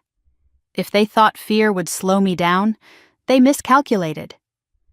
I've walked through real war zones. A shadow on my porch doesn't compare. They wanted me to stop digging. Instead, they confirmed I was exactly where I needed to be. The federal building in downtown Portland didn't look dramatic from the outside. Gray concrete. Narrow windows. A flag snapping in the winter wind. But inside, everything felt heavier. 2 agents met me in a small conference room with no windows and a single camera mounted in the corner. Special Agent Daniel Hayes, Special Agent Monica Ruiz, both calm, both watching everything. Ms. Thompson, Hayes began, sliding a legal pad across the table. We appreciate your cooperation. I want this finished, I replied. Ruiz opened a folder thick with printed documents. We've confirmed communication between your sister and Victor Russo dating back 18 months. Gambling debt? I asked. Yes. How much? Approximately $400,000 principal. Interest fluctuated. And she pledged my father's insurance policy as collateral, I said. Hayes nodded once. That appears accurate. I placed the screenshots Victor had given me on the table. Ruiz studied them carefully. These align with what we've pulled from her cloud backup, she said. She didn't wipe it? I asked. She tried, Hayes replied, but partial data remained. I leaned back slightly. What about the IP address from the forged will? I asked. We traced it to her Seattle apartment, Ruiz said. 2 separate logins into the attorney's server. And the security footage? I asked. Hayes tapped the folder. We enhanced it. It's her. No hesitation in his voice. Has she been questioned? I asked. Not yet, Ruiz said. We're building enough to prevent a simple denial strategy. I nodded. What about the pharmacy? I asked. Surveillance shows her near the counter when your prescription was processed, Hayes said. And we recovered partial fingerprints from the swapped bottle. Her prints? I asked. Mixed, Ruiz said, but hers are present. The air felt sharp and clinical. And Victor? I asked. He's cooperating, Hayes said. I almost laughed. Self-preservation, Ruiz added calmly. He confirmed the 3-layer plan? I asked. Yes, Hayes replied. Poison in the vodka, medication tampering, forged inheritance documents. And the timing? I asked. Funeral, Ruiz said. High emotional cover, reduced suspicion. I stared at the tabletop for a moment. She researched aconitine online, Hayes continued. Search terms include dosage thresholds and cardiac mimicry. How long? I asked. 2 months. 2 months, while texting condolences, while pretending to reconnect. She called the insurance company twice under the pretense of helping with paperwork, Ruiz added. I closed my eyes briefly. How soon are you moving? I asked. Hayes exchanged a look with Ruiz. Soon, he said, but we need one more piece. What? I asked. Recorded intent, Ruiz said. I opened my eyes. She's not stupid, I said. No, Hayes replied, but pressure changes behavior. They leaned forward slightly. We need you to meet with her, Ruiz said. The words didn't surprise me. You want me to wear a wire, I said. Hayes didn't blink. Yes. I exhaled slowly. And provoke her into admitting it. Encourage clarity, Ruiz corrected. I thought about Lily, about the hospital, about the SUV outside my house. What's the risk? I asked. She's under surveillance, Hayes said, but we can't guarantee she won't react unpredictably. She already has, I replied. Ruiz slid a small device across the table. Non-visible, audio only. I picked it up. It was lighter than I expected. Where? I asked. She suggested meeting tomorrow evening at your father's house, Hayes said. She called you? I asked. She contacted you through text, Ruiz corrected gently. We intercepted. I checked my phone. A message from Madison sat unopened. We need to talk, alone. I looked back up. She thinks she can control the narrative, Hayes said. She always has, I replied. Ruiz studied me carefully. Are you emotionally prepared? She asked. I buried my father, I said. I watched my fiancé seize on my kitchen floor. I'm past unprepared. Silence hung for a moment. Hayes nodded once. We'll position agents nearby, he said. But the goal is voluntary admission. I slid the device into my coat pocket. What if she doesn't confess? I asked. Ruiz met my gaze. She will. I left the building with a new weight in my pocket and a colder clarity in my chest. Snow drifted sideways across the parking lot. The city felt distant, muted. When I got back to the hospital, Ethan was sitting up slightly in bed. Where'd you go? He asked softly. Federal meeting, I replied. He raised an eyebrow weakly. That escalated. It needed to. I sat beside him. They know, I said. He watched my face. Know what? He asked. Everything. His hand found mine. She meant for you to drink it, he said quietly. Yes. And she meant for it to look natural. Yes. He closed his eyes briefly. You're going to meet her, aren't you? Yes. His grip tightened slightly. Be careful. I always am. Back home, I prepared the house like I used to prepare briefing rooms. No clutter, no loose distractions. I placed my father's original will on the desk deliberately. The forged copy beside it. Insurance documents aligned. Let her see what I knew. My phone buzzed. Madison, tomorrow, 8. Dad's house, I typed back. Fine. Her response came instantly. Alone. I didn't answer. Instead, I opened the safe and removed the envelope my father had labeled "Open if trust is broken." I hadn't read it yet. I opened it slowly. Inside was a single page. If either of you ever try to destroy the other over money, you've already lost. He had underlined lost. My chest tightened briefly. Too late. The next evening arrived faster than expected. I attached the recording device beneath the collar of my sweater. Tested it once. Hayes's voice came faintly through the earpiece. Signal clear. I nodded slightly. The house felt colder than usual. Snow layered the yard thickly now. At 7:58, headlights swept across the front window. Madison's car. She stepped onto the porch alone. No tears this time. No mascara streaks. Just calculation. I opened the door before she knocked. You wanted to talk, I said. She stepped inside slowly. Her eyes scanned the room. You changed the locks, she said. Yes. Her gaze landed on the desk in the study. On the documents. You've been busy, she murmured. I have. She walked into the study without invitation. "You always loved this room," she said. "It's where Dad trusted me," I replied. Her jaw tightened. "Still playing the favorite," she said. I leaned against the doorway. "You tried to kill me," I said calmly. Her lips curved faintly. "Don't be dramatic." "The vodka was laced with aconitine." Silence. "My medication was switched." Her eyes flickered briefly. "You forged the will." She stepped closer to the desk. "You think you're so smart," she said softly. "I know you researched cardiac mimicry." Her gaze snapped to mine. "You always had to be better," she whispered. "Better at what?" I asked. "At surviving," she snapped. The word echoed. "You pledged the insurance as collateral," I continued. She laughed once, sharp. "You weren't supposed to notice." There it was, a small crack. "You weren't supposed to survive," she added. The words hung in the air like smoke. Hayes's faint voice buzzed in my ear. "Stay calm." "You rehearsed narratives," I said. "I had to," she replied. "You would have fought." "Yes," I said. "I would have." She stepped closer now. "Do you know what it feels like," she said, voice low, "to always come second?" "This isn't about second," I replied. "It is," she hissed. "Dad trusted you with everything, the money, the house, the attention." "He trusted responsibility," I said. She laughed again. "You call it responsibility. I call it control." "You tried to take control by killing me," I said.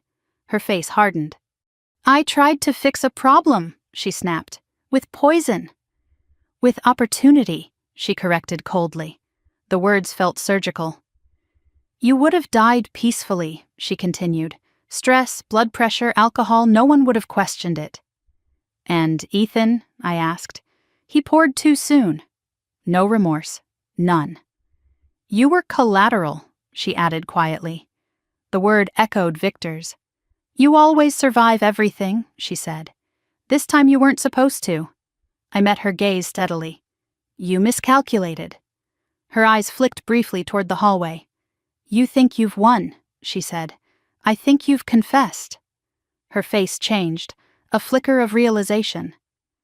The front door opened behind her. Footsteps. Hayes's voice, no longer distant. "Madison Thompson, you're under arrest for conspiracy to commit murder, financial fraud, identity theft, and related federal offenses." She turned slowly. Agents filled the doorway. Her shoulders stiffened. For a second she looked at me, not with anger, not with regret, with disbelief. "You set me up," she said. "No," I replied quietly. "You built it yourself." They cuffed her without resistance. As they led her toward the door, she stopped once more. "You always win," she whispered. I didn't answer. Because this wasn't winning, it was ending something that should never have started. The door closed behind them. Snow fell steadily outside. Inside, the house felt quieter than it had in days. Not empty, not hollow, just still. The war in my family had moved from shadows into evidence. And this time, she didn't control the narrative. This time, it was on record. The interrogation room was colder than I expected. Not physically, emotionally. Gray walls, metal table bolted to the floor. A camera in the upper corner blinking red. Madison sat with her hands cuffed in front of her, posture straight, chin lifted like she was attending a board meeting instead of facing federal charges. I watched from behind the two-way mirror. Hayes and Ruiz entered without rushing. They sat across from her, placed a recorder on the table, and began. "Madison Thompson," Hayes said calmly, "you understand you're being recorded." "I want a lawyer," she replied immediately. "You'll have one," Ruiz said. "Before that, we're offering you the opportunity to clarify certain facts." Madison leaned back slightly. "There's nothing to clarify," she said.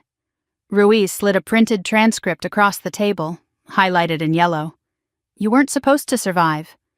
Madison's eyes flicked down for half a second. Then back up. "You recorded me," she said, almost impressed. "Yes," Hayes replied. She inhaled slowly. Context matters, she said. Then give us context, Ruiz replied. Madison glanced toward the mirror. For a split second I thought she knew I was there, but she couldn't, could she? You're twisting a private argument, Madison said. My sister has always been dramatic. Hayes didn't blink. You researched aconitine, he said, for 2 months. Silence. You logged into her attorney system from your apartment, Ruiz added. Twice. Madison's jaw tightened. You switched her prescription medication, Hayes continued. Your fingerprints are on the bottle. She exhaled sharply. You can't prove that, she said. We can, Ruiz replied calmly. Hayes slid another sheet forward. Bank transfers, gambling transactions, offshore accounts, $400,000 owed. Madison stared at the numbers. Financial stress doesn't equal murder, she said. No, Hayes agreed, but financial stress combined with poison and a forged will does. Madison's composure flickered for the first time. You don't understand, she said quietly. Help us, Ruiz replied. She laughed once, hollow. Help you? She said. You think this is about you? Hayes leaned forward slightly. Tell us what it's about. She hesitated. For the first time, her hands trembled slightly against the metal cuff. She always had everything, Madison said. Your sister? Ruiz asked. Yes. She had discipline, Hayes said. She had responsibility. She had attention, Madison snapped. Dad worshipped her. I watched through the glass, my chest steady. He trusted her, she continued. He gave her control of the finances, the house, the paperwork. Because you left, Ruiz said quietly. I needed space, Madison shot back. You needed money, Hayes corrected. Silence. Madison looked at the table again. You don't know what it feels like, she said, to always be the second choice. This isn't about childhood, Hayes replied. It is, she insisted. It's always been. Ruiz folded her hands calmly. Did you put aconitine in the vodka? She asked directly. Madison looked up slowly. No. Did you switch her medication? Hayes asked. No. Did you alter the will? Ruiz asked.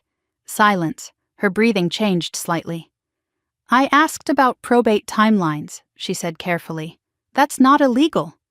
You impersonated your sister, Hayes said. I sent an email, she corrected. That's not murder. Hayes slid the enhanced security image across the table. Her figure, baseball cap, entering Whitaker's office at 2:23 in the morning. Madison's lips parted. That's not clear, she said. It's you, Ruiz said quietly. Silence again. Through the glass, I watched her posture shift, not collapse, recalculate. You don't have proof I poisoned anything, she said finally. Hayes leaned back slightly. Victor Russo does.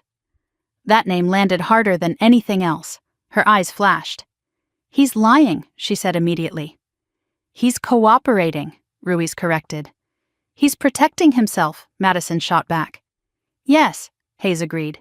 And you're protecting yourself. Madison's jaw clenched. You don't get it, she whispered. Then explain, Ruiz said. Madison looked toward the mirror again. For a brief second, her gaze felt like it pierced through the glass. She always survives, she said softly. The words were barely audible. And this time? Hayes prompted. Madison's lips trembled. I just needed one thing to work, she said. There it was. Not a full confession, but not denial. You needed her to die, Ruiz said gently. Madison's eyes snapped up. No, she said quickly. I needed the pressure to stop. By eliminating her, Hayes replied. She shook her head rapidly. You're twisting it. Hayes slid Lily's statement summary onto the table. Madison stared at it. She's a child, she whispered. She heard you say insurance clears fast, Ruiz said. She misheard. She heard you say once Riley's gone, Hayes continued. Madison's composure cracked. She wasn't supposed to be part of this, she said. The room went silent. Ruiz leaned forward slightly. Part of what? She asked softly. Madison froze. The realization hit her face too late. Part of this. Hayes's voice stayed level. Part of the plan? Madison's breathing quickened. I didn't mean... You didn't mean for Ethan to drink it, Ruiz said. Madison closed her eyes briefly. That wasn't supposed to happen, she whispered. There it was, the pivot. You meant for Riley to drink it, Hayes said. Madison's shoulders slumped just slightly. I thought it would be quick, she said. Silence swallowed the room. You thought what would be quick? Ruiz asked. Madison opened her eyes. For once, she said bitterly, I thought it would be fair. Fair. You researched dosage, Hayes said. Madison's lips parted. You planned around her blood pressure, Ruiz added. I didn't want her to suffer, Madison said. The words were chilling. You wanted her to die cleanly, Hayes said. Madison didn't answer. She stared at the table. You forged the will, Hayes continued. You positioned yourself as sole beneficiary. She had everything, Madison whispered. And that justified murder? Ruiz asked quietly. Madison's head snapped up. I didn't think they'd look that closely, she said. The room stilled. You assumed grief would shield you, Hayes said. She swallowed. Yes. The word was barely audible. Hayes glanced at Ruiz. Ruiz nodded slightly. You understand this constitutes admission of premeditated intent, Hayes said calmly. Madison's eyes widened. I didn't... You acknowledged planning, Ruiz said. Research, timing, outcome. Madison's face drained of color. I didn't want it to look like murder, she whispered. There it was. Full, clear, documented. Behind the glass, I exhaled slowly. Not relief, not triumph. Finality. Madison slumped back in her chair. They never choose me, she said hollowly. Hayes's voice stayed steady. You chose this. She laughed once, bitter and small. I chose to stop being second. Ruiz leaned back. And now? She asked quietly. Madison stared at the table. Now there was no narrative left to control, no rehearsal, no performance. Just record. The door opened. An officer stepped in. Counsel has arrived, he said. Madison nodded slowly. As she stood, she looked toward the mirror again. This time I stepped back. I didn't need her to see me. She was led out of the room without another word. Hayes and Ruiz exited moments later. Hayes entered the observation room where I stood. You heard it, he said. Yes. She acknowledged planning, intent, and concealment, Ruiz added. Yes. Are you all right? Hayes asked. I thought about the kitchen floor, about Lily's small voice in the cafe, about the SUV outside my house. Yes, I said finally. They nodded. This moves forward to federal prosecution, Hayes said. It should, I replied. As I walked out of the building into the cold night air, snow had stopped. The sky was clear, sharp. For the first time since the funeral, the noise inside my head quieted. Not because the betrayal hurt less, but because it was no longer hidden. Madison had always believed she could rewrite the narrative, that if she controlled timing and emotion, she controlled outcome. Tonight the outcome was recorded, not whispered, not implied, recorded. And this time, survival wasn't luck, it was documented truth. The courtroom felt smaller than the interrogation room. Wood-paneled walls, the faint scent of old paper and polished benches. A federal seal mounted behind the judge's chair, everything orderly, structured, final. Madison sat at the defense table in a navy blazer that looked too formal for someone facing first-degree attempted murder charges. Her wrists were uncuffed now, her posture was straight, composed. I sat behind the prosecution team, hands folded in my lap, listening to the quiet murmur of spectators settling into place. Ethan was beside me.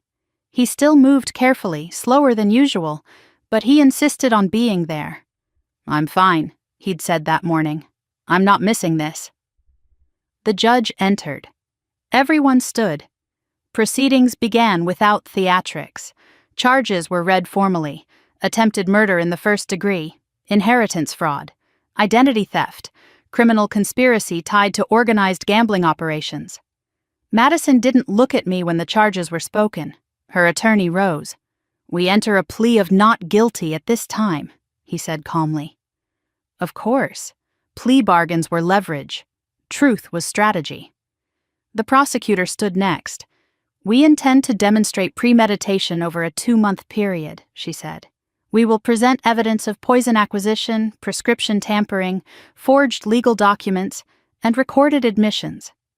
Recorded admissions. Madison's fingers tightened briefly on the edge of the table. The judge scheduled trial dates, pre-trial motions, evidence hearings. The machinery of justice moved steadily, unemotional. After the session adjourned, Madison was escorted toward the holding area. She glanced up once. Our eyes met. There was no apology in her expression, no regret, only calculation. "You didn't have to do this," she said quietly as officers paused beside her. I stepped closer, ignoring the warning look from one of the marshals. "You did," I replied. She shook her head faintly. "You could have walked away." "From what?" I asked. "From making this public. You made it public the moment you poisoned my kitchen." Her jaw tightened. "They won't understand," she said. "They already do." She was led away before she could respond. The hallway outside the courtroom buzzed with low conversation. Reporters lingered near the exit doors, microphones visible, cameras discreet but ready. "Ms. Thompson," one called gently as I stepped into the corridor, "do you have a statement?" I didn't slow down. "No." "Do you believe justice is being served?" another asked. I stopped for half a second. "I believe accountability matters," I said simply. Then I kept walking. Outside, the winter air was sharp and clean. Snow from the previous night clung to the edges of the courthouse steps. Ethan exhaled slowly beside me. "She didn't look scared," he said. "She's not," I replied. "Should she be?" "Not yet." He studied my face. "You're steady," he observed. "I've had practice." We drove back toward Eugene in silence. The highway stretched gray and open ahead of us. My phone buzzed. Larson. "She'll likely seek a plea deal once her attorney reviews the full evidence," he said. "Will you recommend it?" I asked. "That depends." "On what?" "Whether she cooperates further against the betting network." I looked out at the passing trees. "She won't," I said. "Why are you sure?" "Because she still believes she's justified." Larson was silent for a moment. "You're probably right," he said. After we ended the call, Ethan reached for my hand. "You okay?" he asked. "Yes." It was true. The anger that had burned hot in the first days after the hospital had cooled into something steadier, controlled, focused. When we pulled into the driveway of my father's house, I noticed fresh tire tracks in the snow near the curb, different from the patrol car earlier. Wider, heavier vehicle. I slowed. "You see that?" Ethan asked quietly. "Yes." We didn't get out immediately. Instead, I scanned the street. Quiet. No visible cars idling. No headlights. The house looked undisturbed. Still. I parked but didn't turn off the engine right away. "You want me to call someone?" Ethan asked. "No." I stepped out and walked toward the front door. The reinforced deadbolt remained intact. No scratches, no forced entry. But the mailbox hung slightly open. I opened it carefully. Inside was a plain white envelope. No postage, no address. Just my name written in block letters. I brought it inside and locked the door behind us. Ethan watched from the kitchen as I opened it. Inside was a single photograph. Me, standing outside the Federal Building earlier that day. Taken from across the street, close enough to see my face clearly. On the back, one sentence: "You're still collateral." The paper felt cold in my hand. Ethan stepped closer. "Is that from them?" he asked. "Yes." "Madison's in custody," he said. "This isn't Madison," I replied. He understood immediately. Victor's network, pressure, retaliation. I picked up my phone and dialed Hayes. "Something's escalating," I said when he answered. I described the photograph. "Do not leave the house," he said immediately. "We're sending a unit." "They're trying to intimidate me," I said. "Yes," he replied, "which means the prosecution is hitting the right nerve." I hung up and placed the photo on the table. Ethan stared at it. "They won't stop, will they?" he asked. "They will," I said calmly, "when it becomes too expensive not to." He studied my face again. "You're not afraid," he said. "I am," I replied honestly. He blinked. "But fear doesn't decide," I added. Snow began falling again outside the window. Soft. Quiet. I walked into the study and placed the photograph beside the forged will. 2 attempts to control outcome. 2 failures. My father's framed photo sat on the desk, his eyes steady even in still image. "If either of you ever try to destroy the other over money, you've already lost," his words echoed. Madison had lost long before the courtroom, before the vodka, before the forged email. She had lost when fairness became entitlement, when entitlement became justification. A knock sounded at the door. Federal agents. They photographed the envelope, collected fingerprints, installed temporary surveillance across the street. "We'll increase patrol frequency," Hayes said quietly. "This is intimidation, not execution," he added. "They're testing reaction." "They won't get panic," I replied. He nodded. "That's good," he said, "because they expect it." After they left, the house felt heavy again, not with fear, with awareness. I sat at the kitchen table where Ethan had collapsed weeks earlier. The tile still looked new where it had been replaced. I ran my fingers along the grout line. "This is bigger than family," Ethan said quietly. "Yes." "But it started there." "Yes?" He exhaled slowly. "You could have ignored it," he said. "I couldn't," I replied, "because ignoring it would have meant accepting it, and acceptance would have meant teaching Lily something dangerous. That betrayal is survivable only if you stay silent." The snow outside thickened. The streetlights flickered on. I picked up the photograph again. "You're still collateral. They were wrong. Collateral implies expendable, replaceable, negotiable. I wasn't any of those." I walked to the window and looked out at the falling snow. The quiet didn't mean peace. Not yet. The trial would come. More evidence, more pressure, more attempts to rattle me. But tonight, the house was secure. The locks were reinforced. The truth was documented. Madison's confession recorded. The network exposed. The intimidation acknowledged. They thought survival was accidental. It wasn't. It was choice. And as I turned off the lights one by one, I understood something clearly. The battlefield had shifted. It wasn't just about proving Madison guilty anymore. It was about dismantling everything that believed my life was a negotiable asset. And I had no intention of walking away. The first morning of trial felt colder than the day of my father's funeral. Not because of the weather, because there was no illusion left. Snow had hardened into thin sheets of ice along the courthouse steps. Reporters lined the sidewalk this time, not subtle anymore. Camera lenses followed every movement as Ethan and I stepped out of the car.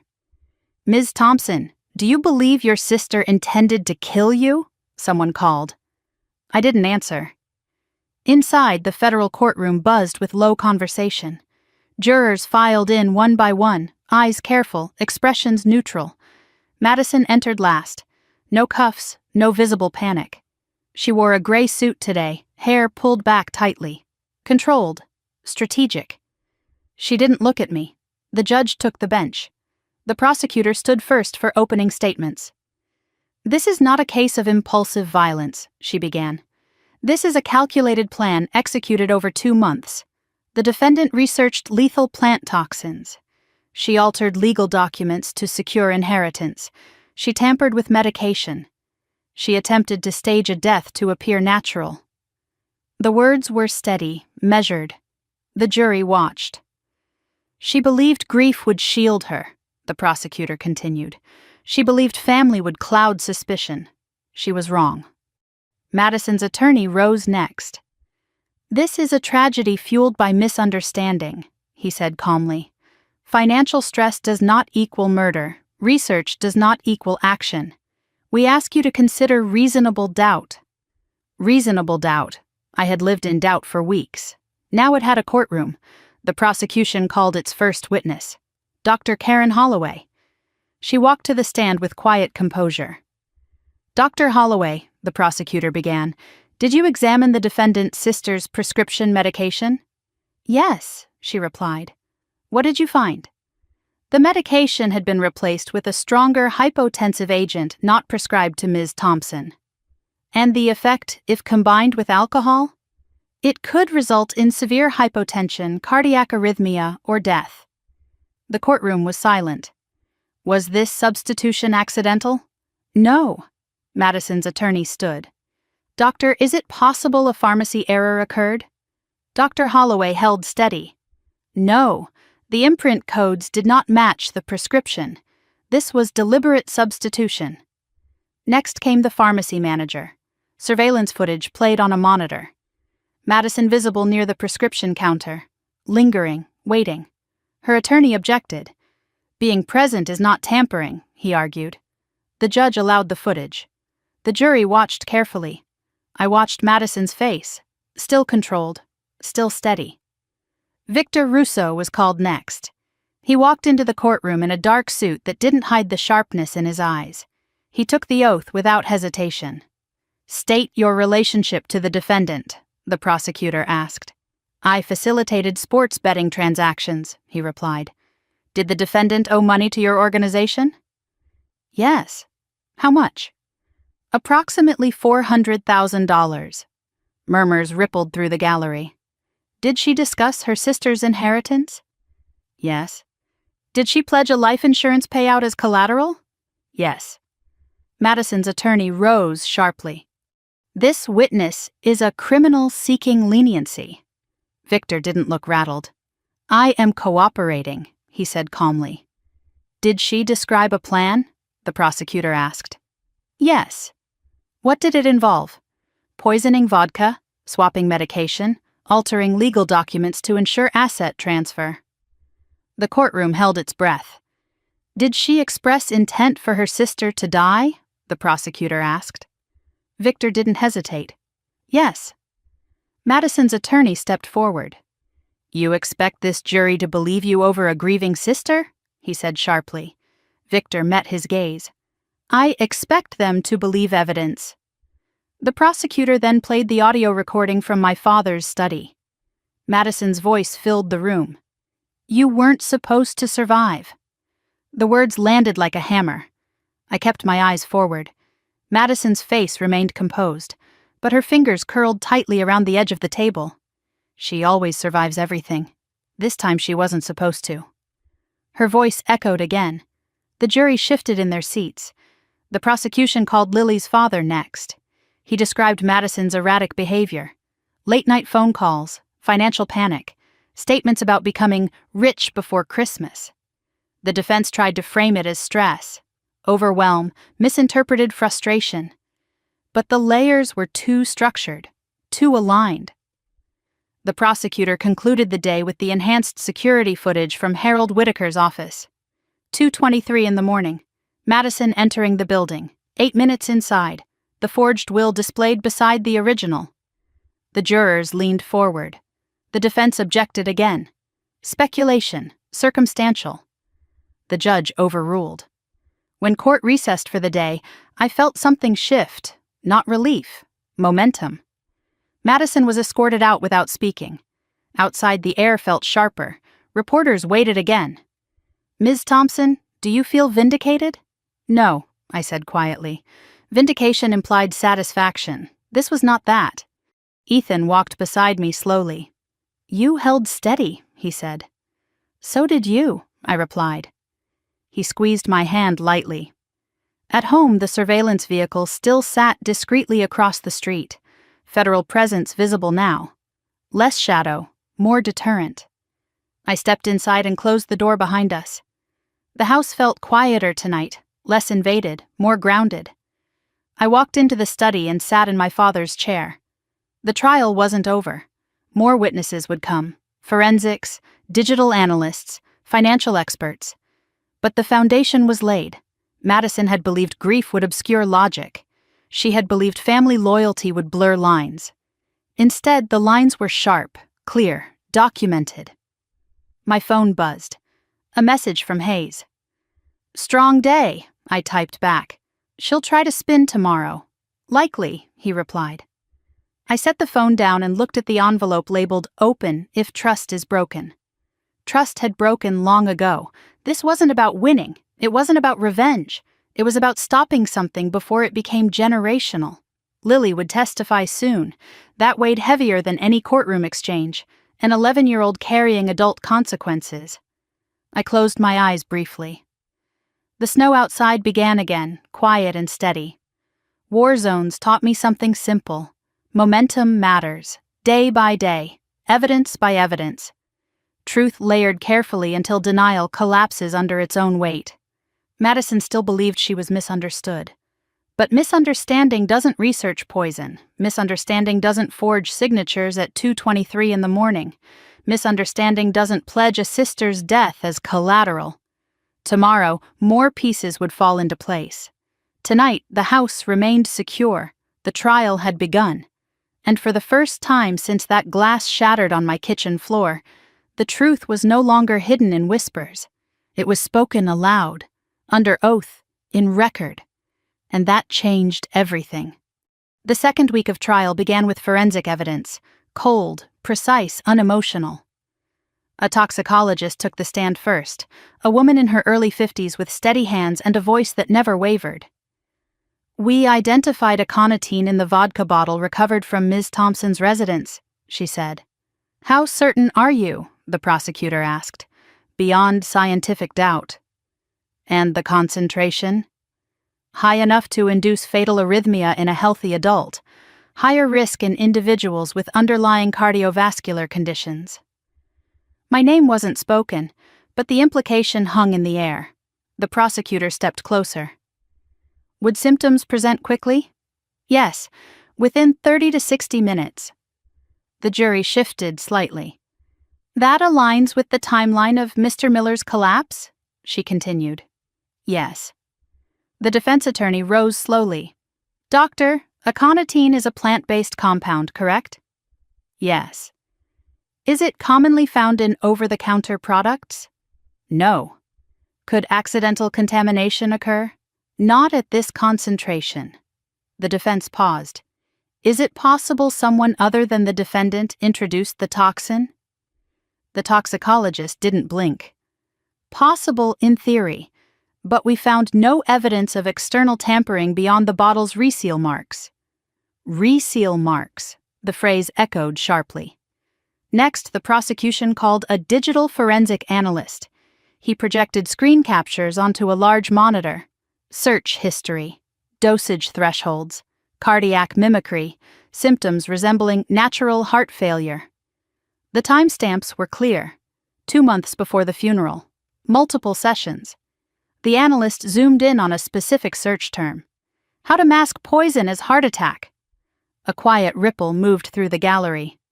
"Whose device?" the prosecutor asked. "Registered to Madison Thompson." The defense stood immediately. "Is it possible someone else used her laptop?" "Yes," the analyst admitted. "Is there evidence someone else did?" "No." The analyst clicked again. Login records from Whitaker's office server.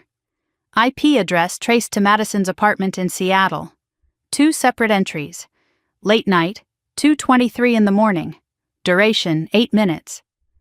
The forged will appeared side by side with the original. The jury leaned forward. "Can you confirm file alteration?" the prosecutor asked. "Yes." "Was the metadata altered to conceal authorship?" "Yes." "Successfully?" "No." The defense tried again. "Is IP tracing 100% accurate?" "It is highly reliable within narrow geographic margins." "Meaning?" "Meaning the login originated from that apartment." Madison stared at the table, still composed, but quieter now. The prosecution rested its forensic portion and called Ethan. My chest tightened as he stood slowly and walked to the witness stand. He moved carefully, still not fully recovered. "State your name," the prosecutor said. "Ethan Miller." "Do you recall the evening of your collapse?" "Yes." "What did you consume?" "Vodka, from a bottle Madison gave Riley." "Who opened it?" "I did." "Why?" "I poured a glass before Riley could." "And what happened next?" "About 40 minutes later, my heart started racing. I felt dizzy. Then I collapsed." "Did you notice anything about Madison's behavior?" Ethan glanced toward the defense table. "She was watching Riley," he said. "Watching how?" "Like she was waiting." "For what?" "For Riley to drink first." The courtroom felt tight. The defense attorney stood. "Mr. Miller, you were under stress. Is it possible your perception was distorted?"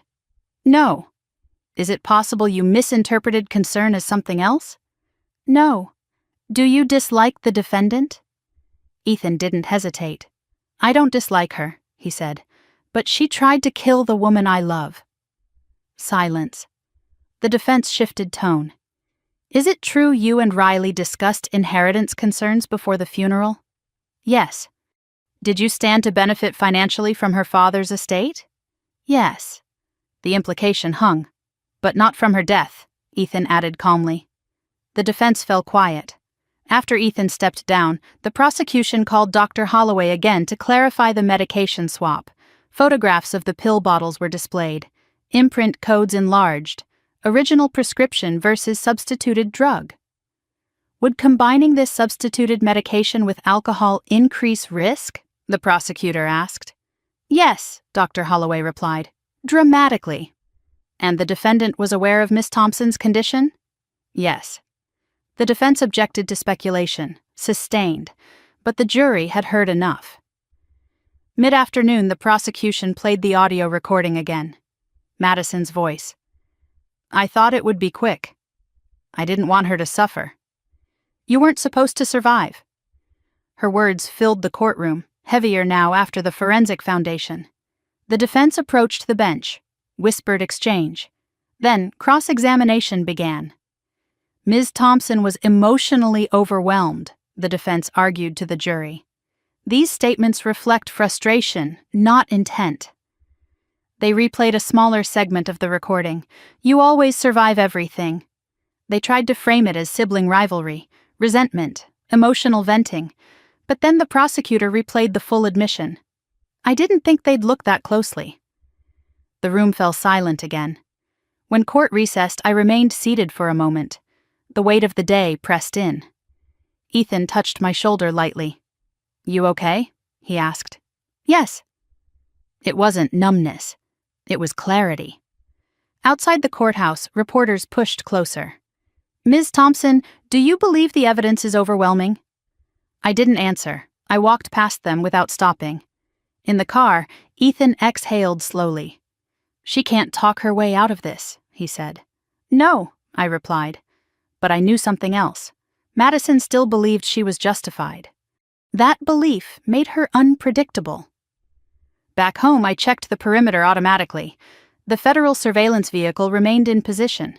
No new tire tracks in the snow, no envelopes in the mailbox. Inside, the house felt steady. I sat in the study and opened my father's notebook. He had once written something in the margin of a page about finances. Money reveals character faster than crisis. He'd underlined reveals. The trial was revealing more than evidence. It was exposing entitlement, jealousy, calculation. I closed the notebook and leaned back in the chair. "Tomorrow," Lily would testify. The thought tightened something in my chest. An 11-year-old shouldn't have to define truth in a federal courtroom. But truth doesn't wait for age. My phone buzzed. A message from Hayes. "Defense strategy shifting toward diminished responsibility," I typed back. She knew exactly what she was doing. He replied, "That's what we're proving." I set the phone down. Snow continued falling outside, steady and quiet, layer upon layer. Like the evidence, layer upon layer. The first week of trial had built structure. The second week was sealing it. Madison had believed in timing, believed that grief would blur scrutiny, believed that family loyalty would override logic. But evidence doesn't grieve. It doesn't hesitate. It doesn't forget. As I turned off the lights and prepared for bed, I understood something clearly. The trial wasn't just about proving poison. It was about dismantling the narrative she built around fairness. Fairness doesn't involve aconitine. Fairness doesn't involve forged wills. Fairness doesn't involve rehearsed cover stories whispered to a child. Tomorrow would be harder, because tomorrow wouldn't involve lab reports. It would involve Lily. And children don't rehearse as well as adults. They tell the truth, even when it hurts. Lily wore a pale blue sweater 2 sizes too big for her. Her feet barely touched the floor when she sat in the witness chair. The judge had allowed her to testify from a smaller side room connected by closed-circuit video to reduce stress. A child advocate sat beside her, hands folded calmly in her lap. On the monitor in the courtroom, Lily's face appeared magnified and fragile at the same time. Madison stared at the screen without blinking. The prosecutor's voice softened. "Lily, can you tell us how old you are?" 11, she replied quietly. "And do you understand the difference between telling the truth and telling a lie?" "Yes." "What happens when someone lies?" "They get in trouble," she said simply. The prosecutor nodded gently. "Did you ever hear your mom talk about your Aunt Riley?" Lily's fingers twisted the hem of her sweater. "Yes." "What did she say?" Silence stretched for a second. "She said insurance clears fast," Lily said. The courtroom went still. "Did she say anything else?" the prosecutor asked. "She said once Aunt Riley's gone, probate clears faster." The word probate sounded strange coming from an 11-year-old. "Did she say that more than once?" the prosecutor asked. "Yes." "Who was she talking to?" "A man named Vic." Madison's attorney rose. "Objection, hearsay." The judge considered briefly. "Overruled for the purpose of establishing state of mind." The prosecutor continued. "Did your mom ever talk about the vodka?" Lily swallowed. "She said it would work." "What would work?" "The plan." The air felt tight in my lungs. "What plan?" the prosecutor asked gently. Lily hesitated. "She said if Aunt Riley died, everything would belong to us," she whispered. Madison's attorney stood again. "Objection." The judge allowed the answer. "Did your mom tell you to say anything if someone asked about the vodka?" the prosecutor asked. "Yes." "What did she tell you?" "She said to say I didn't see anything." The room was silent, except for the faint hum of the ventilation system. "Did you see anything?" the prosecutor asked. "Yes." "What did you see?" "I saw her holding the bottle in the kitchen before she gave it to Aunt Riley." Madison's jaw tightened. "Did she open it?" the prosecutor asked. "I don't know," Lily replied, "but she had it out of the bag." The prosecutor nodded. "Did your mom ever talk about Aunt Riley's medicine?" Lily nodded slowly. "She said alcohol would make it worse." The prosecutor paused. "Did she say what would happen?" "She said it would look natural." The words landed harder than anything else that morning. The defense attorney approached the podium slowly. "Lily," he began softly, "do you love your mom?" "Yes." "Very much?" "Yes." "Do you want her to get in trouble?" Lily's eyes filled slightly. "No." "Is it possible you misunderstood what she was saying?" he asked gently. Lily shook her head. "She practiced what to say," Lily said quietly.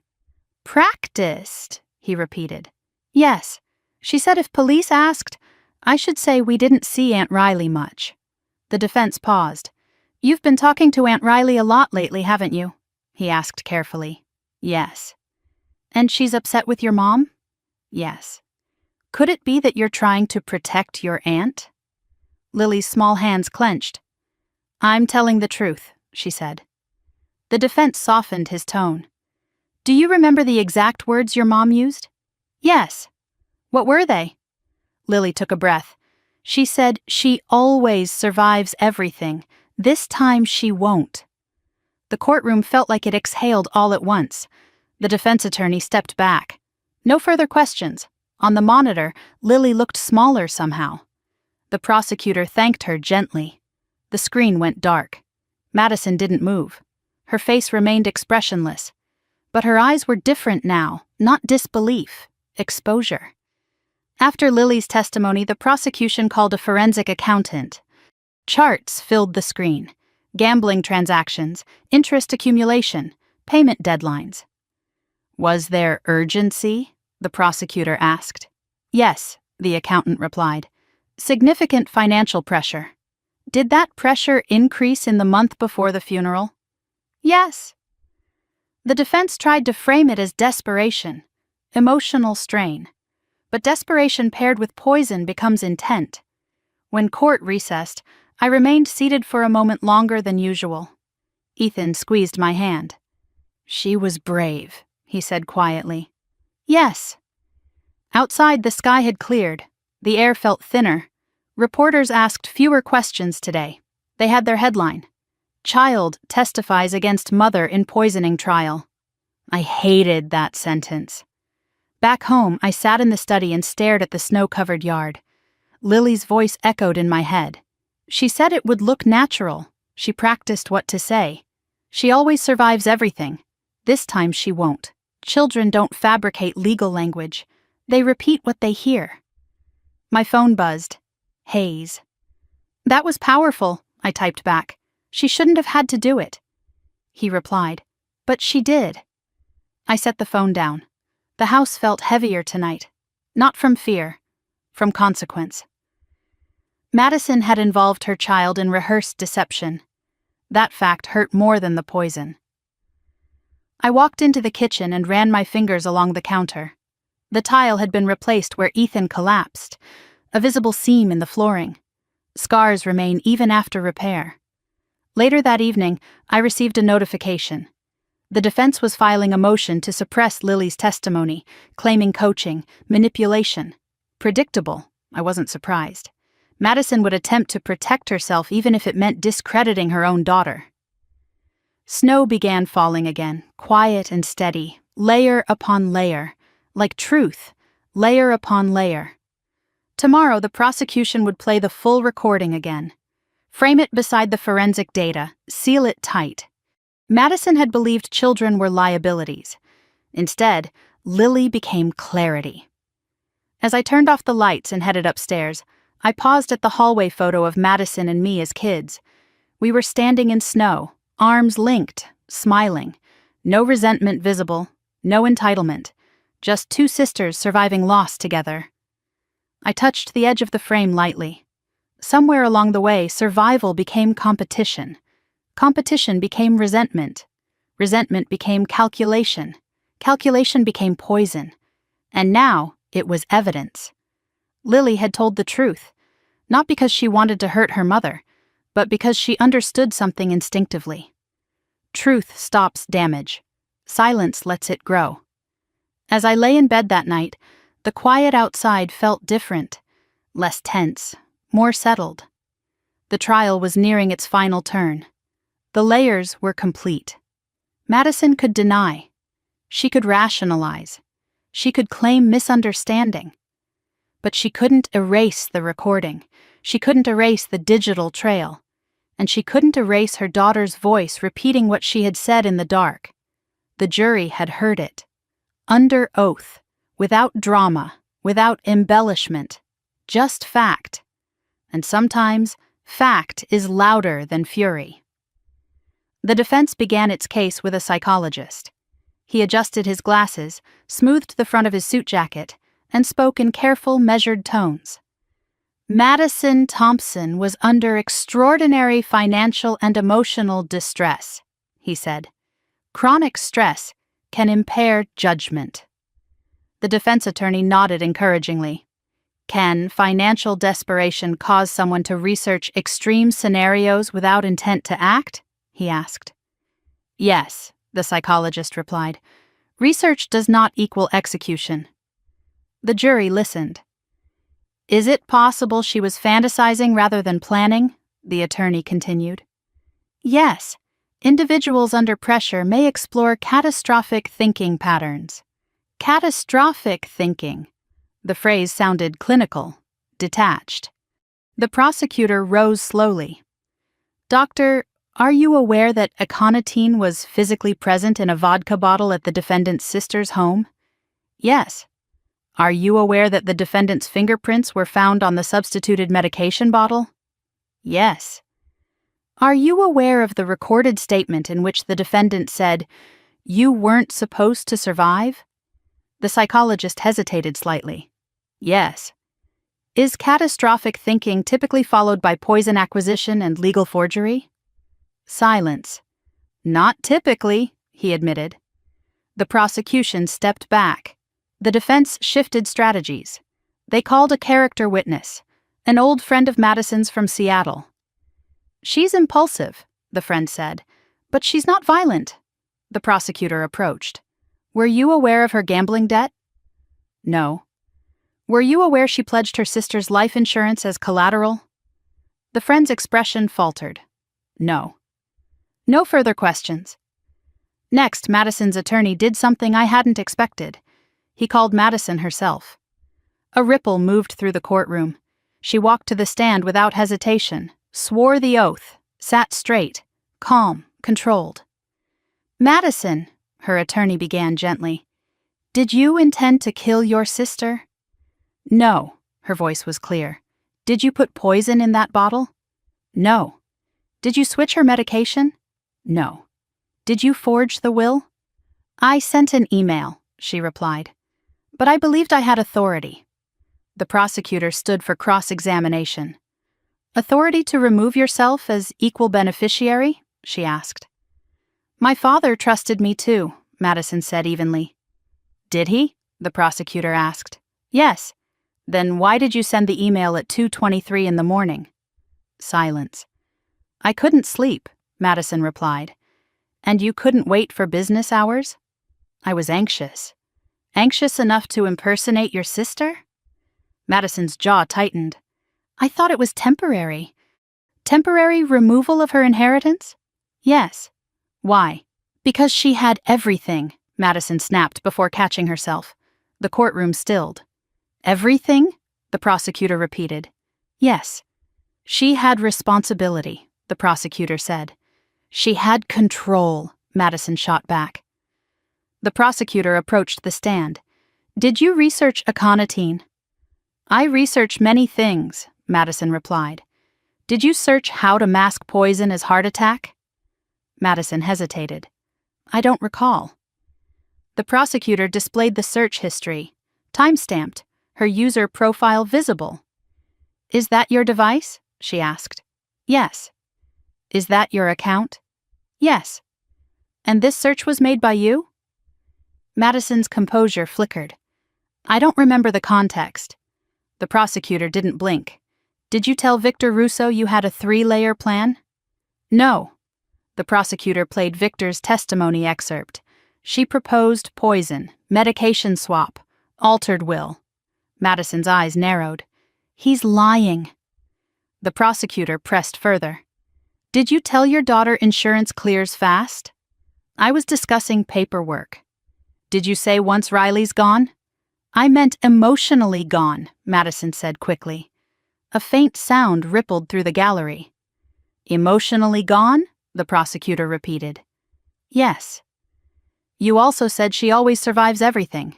This time she won't. What did you mean by that? Madison's hands clenched. I was angry. Angry enough to stage a death? No. Angry enough to pledge her life insurance as collateral? Silence. I didn't think she'd actually die, Madison said quietly. The words hung in the air.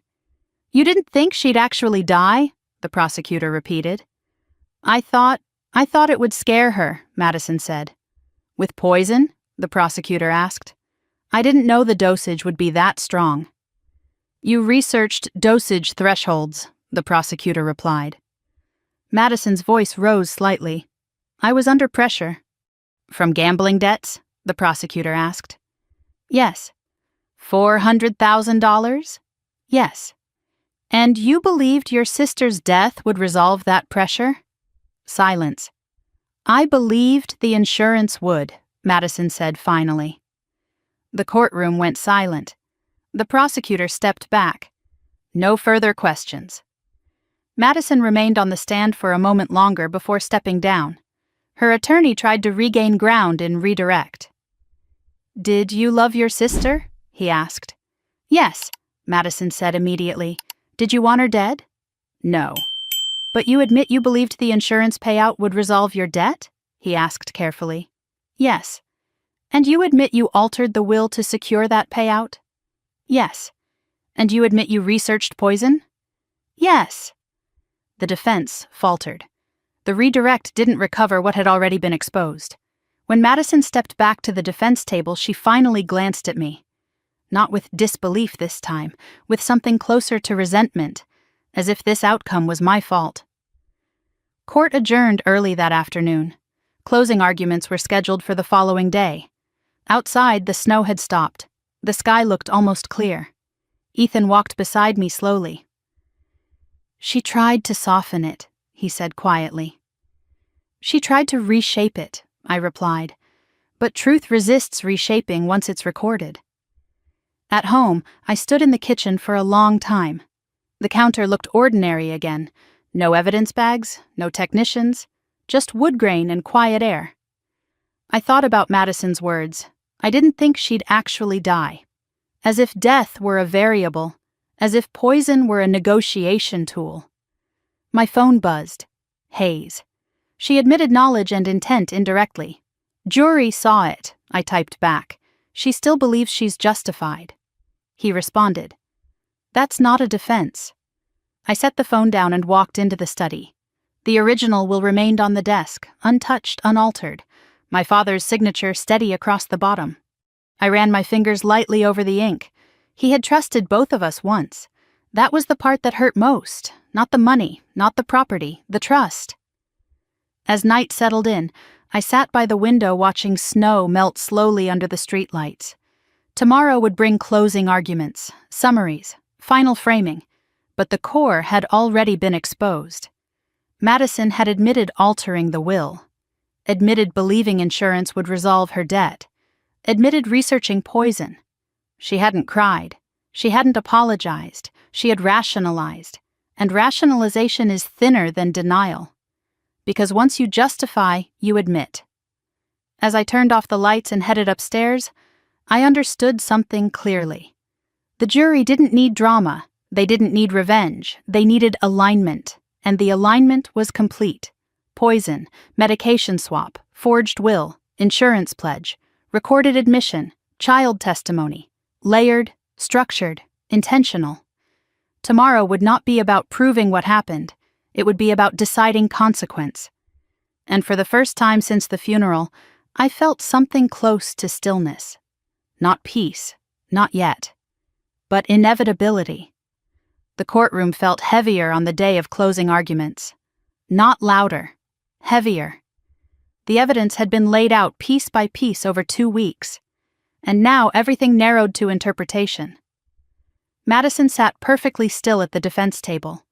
Gray suit again, hair pulled back, hands folded, composed. The prosecutor rose first. She didn't raise her voice. She didn't pace dramatically. She simply walked to the center of the courtroom and looked at the jury. This case is about premeditation, she began. Not impulse, not misunderstanding, not emotional exaggeration. She paused. For 2 months, the defendant researched lethal poison. She studied cardiac mimicry. She learned how to stage a death to look natural. A screen behind her displayed the search history. How to mask poison as heart attack. Dosage threshold aconitine. Symptoms resemble arrhythmia. These are not the searches of someone venting frustration, she continued. These are the searches of someone preparing. She stepped aside, and another image appeared. The forged will beside the original. 10 days before her father's stroke, she accessed her attorney's server at 2:23 in the morning. She impersonated her sister. She removed her as beneficiary. The prosecutor let that sink in. She created financial motive before she created medical opportunity. A faint murmur moved through the courtroom. She clicked the remote again. The vodka bottle. Reseal marks visible. Forensic toxicology confirmed aconitine in that bottle. Not accidental, not environmental. Introduced. Then the medication photos appeared, imprint codes, swapped tablets. She replaced her sister's prescribed medication with a stronger hypotensive agent. She faced the jury directly. She layered her plan. Her voice remained steady. Poison in the vodka, medication to amplify vulnerability, forged will to secure inheritance, insurance pledged as collateral to resolve a $400,000 gambling debt. The number hung in the air.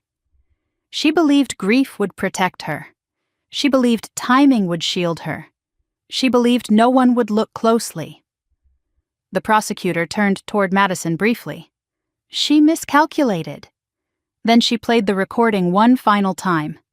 Madison's voice filled the courtroom. You weren't supposed to survive. I didn't want her to suffer. I didn't think they'd look that closely. The room felt airtight. Intent, the prosecutor said quietly. Knowledge, planning, admission. She stepped back. This is not a tragedy of misunderstanding. This is attempted murder with calculated concealment. She returned to her seat. The defense attorney stood slowly. He adjusted his tie. He looked at the jury with a softer expression. This case is about desperation, he began, about financial ruin, about sibling rivalry amplified by grief. He gestured toward Madison. She made mistakes. She altered documents. She researched extreme topics online. But research is not action. He walked toward the jury box. She did not physically administer poison. There is no direct eyewitness testimony of her opening that bottle. He paused. She admitted financial stress. She admitted poor judgment. But she denied intent to kill. He softened his tone further. She said she didn't think her sister would actually die. A few jurors shifted slightly. That is not premeditated murder, he said. That is catastrophic thinking under pressure. He looked back at Madison. She loved her sister. She panicked. She made reckless decisions. But reckless is not the same as murderous. He returned to his table. The judge gave instructions to the jury. Burden of proof, reasonable doubt, elements of attempted murder. The jury filed out to deliberate. The courtroom emptied slowly. Madison remained seated, staring straight ahead. Her attorney leaned in and whispered something. She nodded once. I stood and walked toward the exit. As I passed her table, she finally spoke. You look confident, she said quietly. I look finished, I replied. She tilted her head slightly. You could still tell them you forgive me, she said. I stopped. This isn't about forgiveness, I said. It could be, she insisted. You tried to kill me, I said calmly. She inhaled slowly. I was drowning, she whispered. You chose poison. She looked away. They'll never understand what it feels like to always be second, she muttered. I didn't answer, because understanding resentment doesn't justify murder. Outside, the winter air felt sharp and clear. Ethan walked beside me. Whatever happens, he said quietly, you did everything right. I didn't want this, I replied. I know. We drove home in silence. Snow had begun falling again, thin and steady. At the house, I walked straight into the study. The envelope labeled, "Open if trust is broken," sat on the desk. I opened it again. If either of you ever try to destroy the other over money, you've already lost. Lost. The word felt different now. Madison believed this trial determined winning and losing. But she had lost long before the courtroom. She had lost when she rehearsed lies to her daughter. She had lost when she researched poison in the dark. She had lost when she measured my life against her debt and decided it was negotiable. My phone buzzed. Hayes. Jury requested playback of recording. I typed back. That's decisive. Likely, he replied. The evening stretched long. Ethan rested on the couch while I stood by the window watching snow accumulate on the porch. My mind didn't race. It moved slowly, steadily, layer by layer, evidence, admission, intent. No single piece stood alone. Together they formed structure. Around 9:30, my phone rang again. Hayes. They've reached a verdict, he said. My pulse didn't spike. When? I asked. Tomorrow morning. I ended the call and stood still for a moment. Ethan looked up. It's done? He asked. Tomorrow. He nodded. I walked into the kitchen and ran my hand along the counter where the vodka had once stood. The tile seam still visible. A scar. Scars don't disappear. They integrate. That night I slept for the first time without waking to phantom sounds. No imagined footsteps. No imagined engines idling outside. Just snow tapping softly against the window. Morning arrived gray and quiet. The courthouse steps were cleared but slick. Reporters were already positioned. This time fewer questions, more anticipation. Inside, the courtroom filled quickly. The jury entered, faces unreadable. The foreperson stood when asked. Has the jury reached a verdict? Yes. The word hung heavy. My hands rested calmly in my lap. Madison sat rigidly. The judge nodded. Please read the verdict. The foreperson unfolded the paper slowly. In the matter of the United States versus Madison Thompson on the charge of attempted murder in the first degree. The pause stretched. I didn't look at Madison.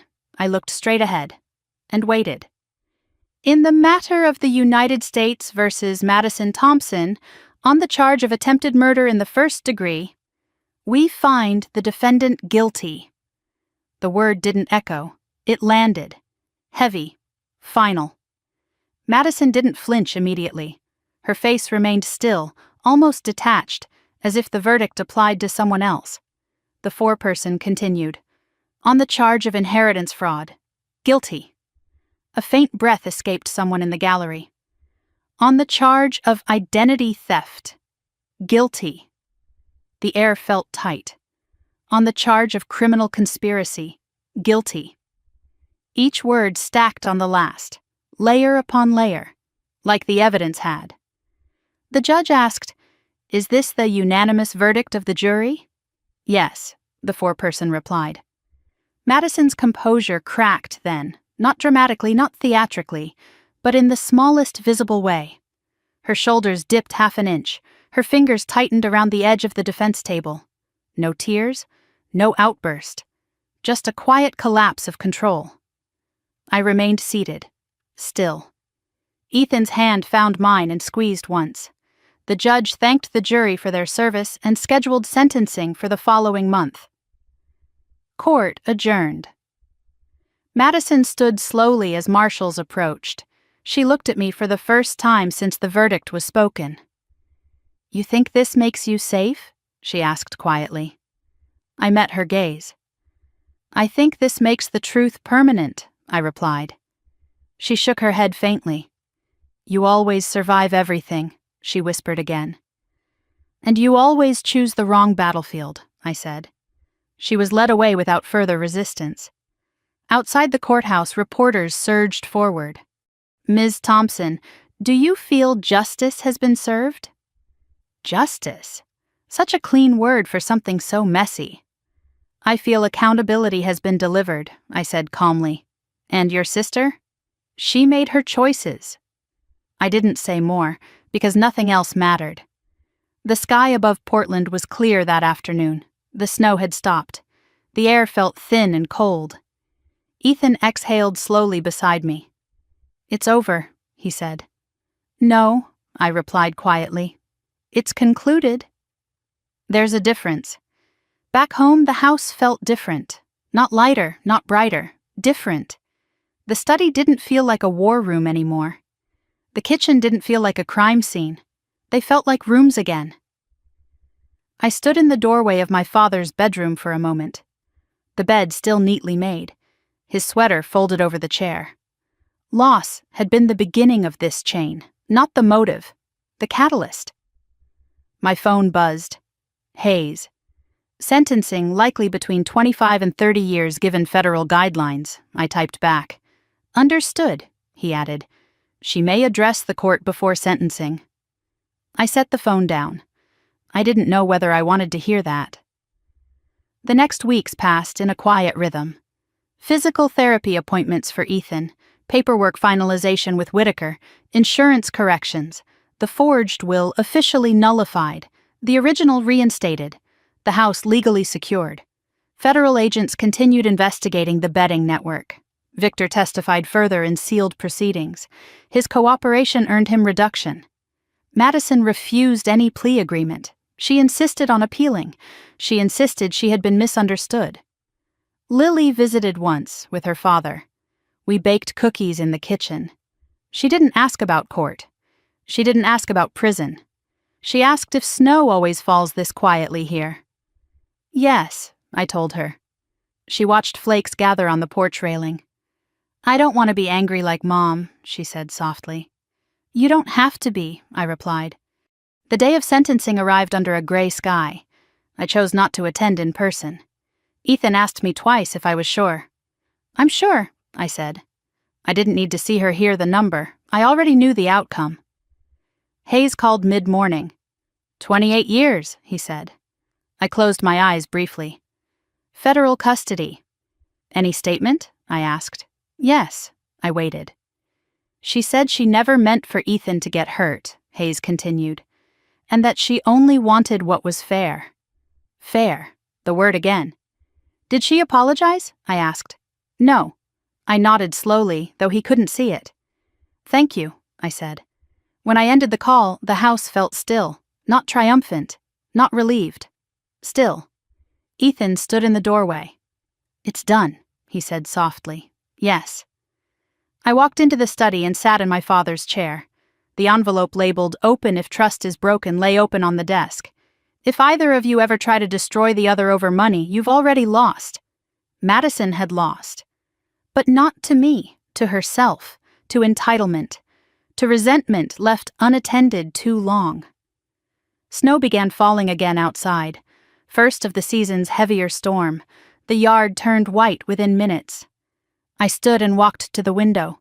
The world looked untouched, clean. But I knew better. Snow covers. It doesn't erase.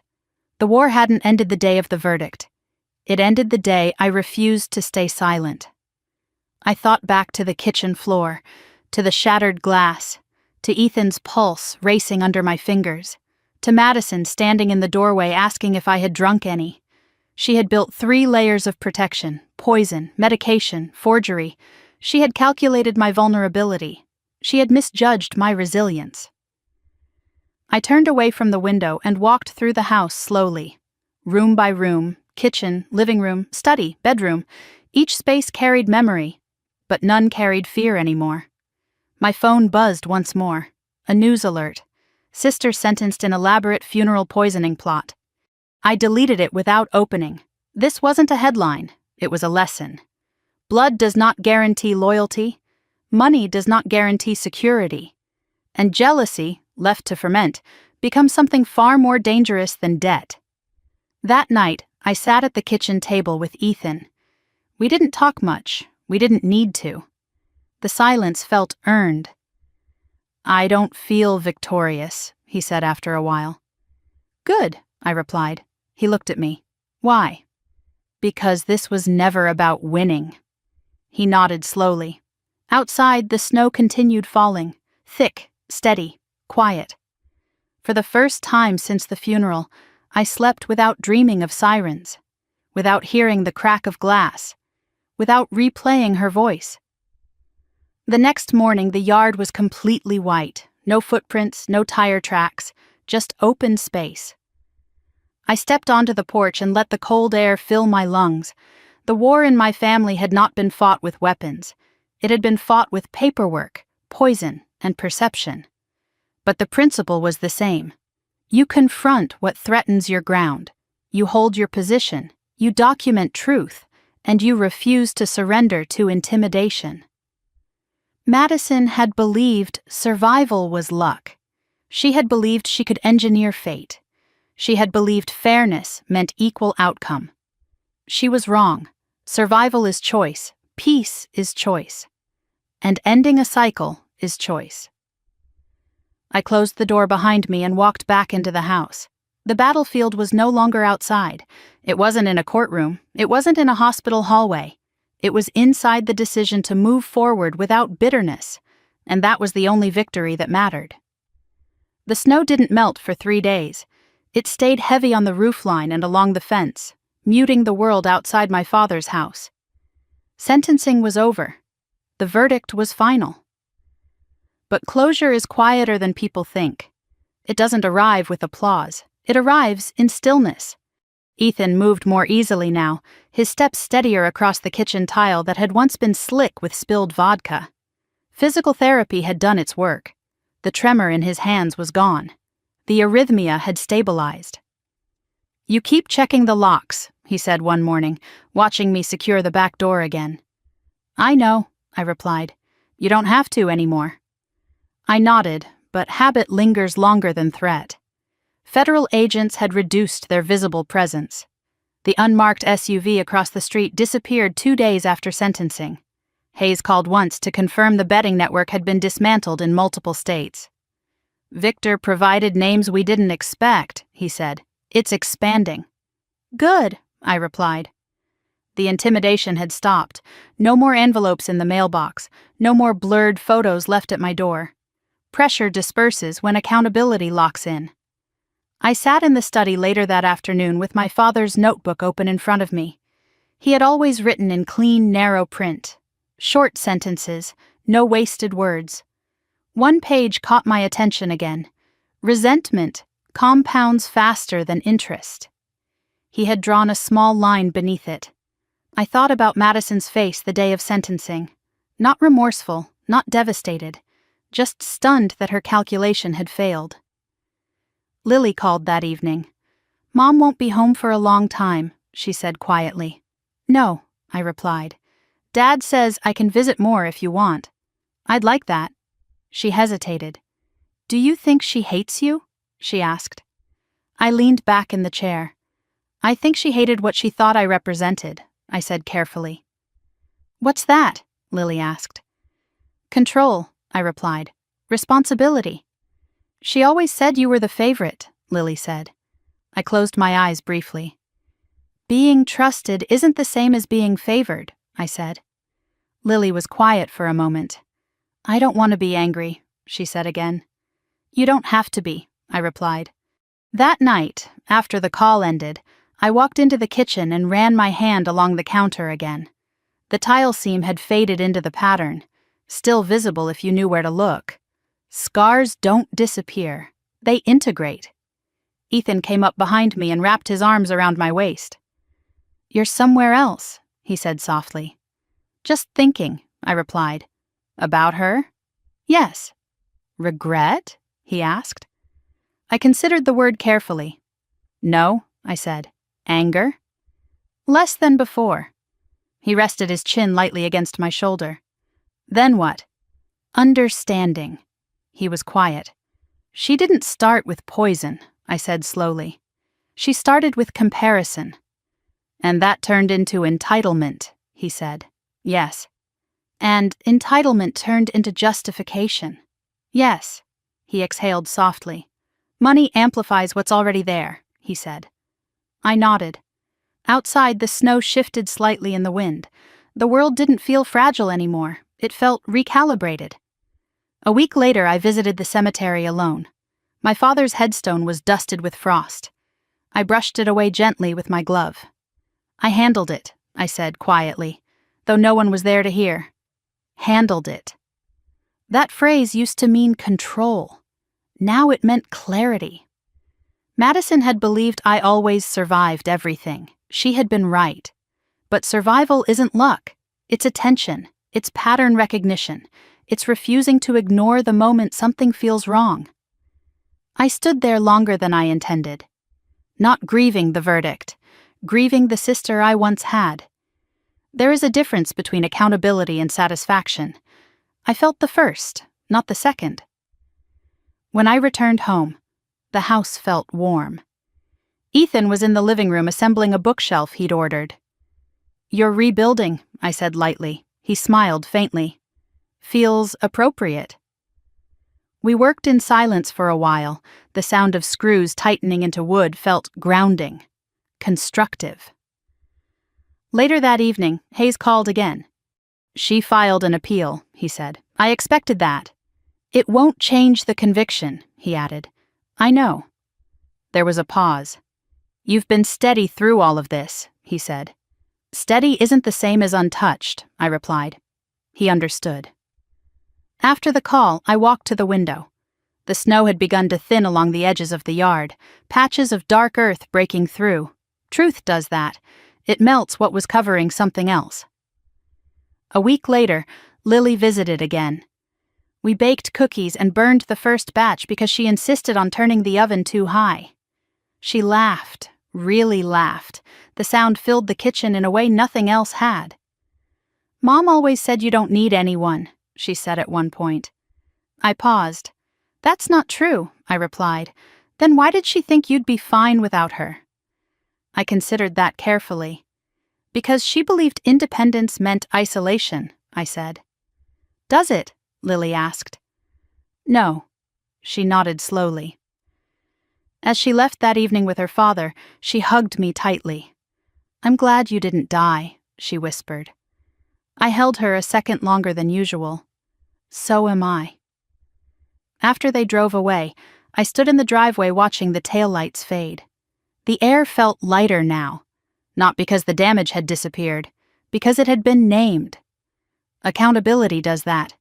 It gives shape to harm, and once harm has shape, it can be contained. That night, Ethan and I sat by the fireplace. He looked at me thoughtfully.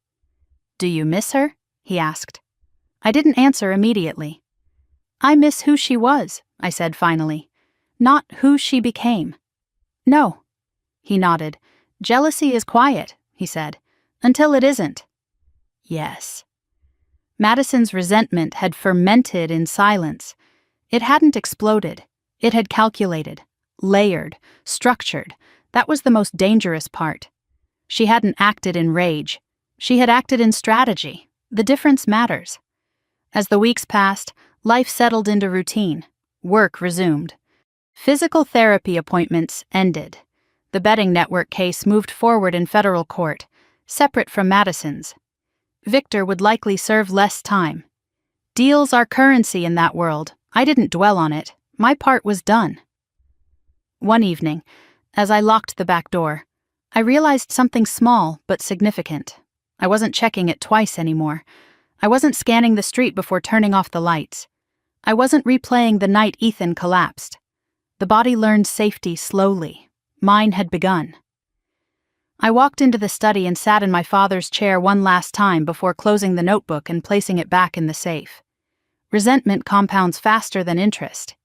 He had known. Maybe not the specifics, but the principle. Jealousy unattended grows roots. Roots break foundations. The snow outside finally began to melt completely. The yard returned to brown earth. Ordinary, unremarkable. Peace doesn't look dramatic. It looks like unlocked shoulders. It looks like uninterrupted sleep. It looks like a house that feels like a home again. Madison would spend decades confined by walls she built herself. I would not. And that difference wasn't revenge. It was choice. The war in my family had ended not with shouting, not with collapse, but with documentation, with truth spoken under oath, with evidence layered until denial had nowhere left to stand. Survival is not winning. It is continuing, and continuing without bitterness. That is the real work. That is the real ending. And for the first time since the funeral, I felt ready to step forward without looking back. The first time I slept through the night without waking to phantom sirens, I almost didn't trust it. Morning light filtered through the curtains softly, pale and quiet, without the sharp jolt of adrenaline that had defined the weeks after Ethan collapsed. No racing heartbeat, no immediate mental inventory of locks and windows. Just silence. Ethan was already awake, standing in the kitchen, pouring coffee. "You look different," he said when I walked in. "How?" "Like you're not waiting for something." I leaned against the counter. "I'm not," I said. The house felt settled now. Not tense, not braced. The reinforced locks were still there, but they felt like precautions, not barricades. Outside, the last of the snow had melted into dark patches of wet earth. Early spring light lingered longer in the evenings. The world kept moving forward whether we were ready or not. Madison had been transferred to a federal correctional facility 2 states away. Appeals filed, motions pending. But the verdict stood. 28 years, 28 winters she wouldn't see freely. I didn't feel satisfaction when I thought about that number. I felt distance. The case had moved from crisis to record, from fear to file, from threat to archive. That shift changes the air in a house. A week later, Lily visited again. She carried a sketchbook with her this time. "I drew something," she said, sitting at the kitchen table. She flipped it open. 2 houses in snow, one with smoke rising from the chimney, one dark. "Which one is which?" I asked gently. "This one's yours," she said, pointing to the lit one. "And the other?" She shrugged slightly. "Mom says prison is temporary," she said. "Prison is long," I replied carefully. "She says you overreacted." The words didn't sting anymore. "She can say that," I said. "But that doesn't change what happened."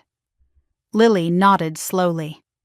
"I don't want to be like that," she said. "You're not," I replied.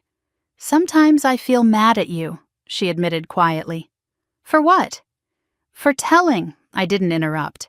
"But I also feel mad at her," she continued, "for making it happen." "That's normal," I said. She traced a line across the paper with her finger. "Do you hate her?" she asked.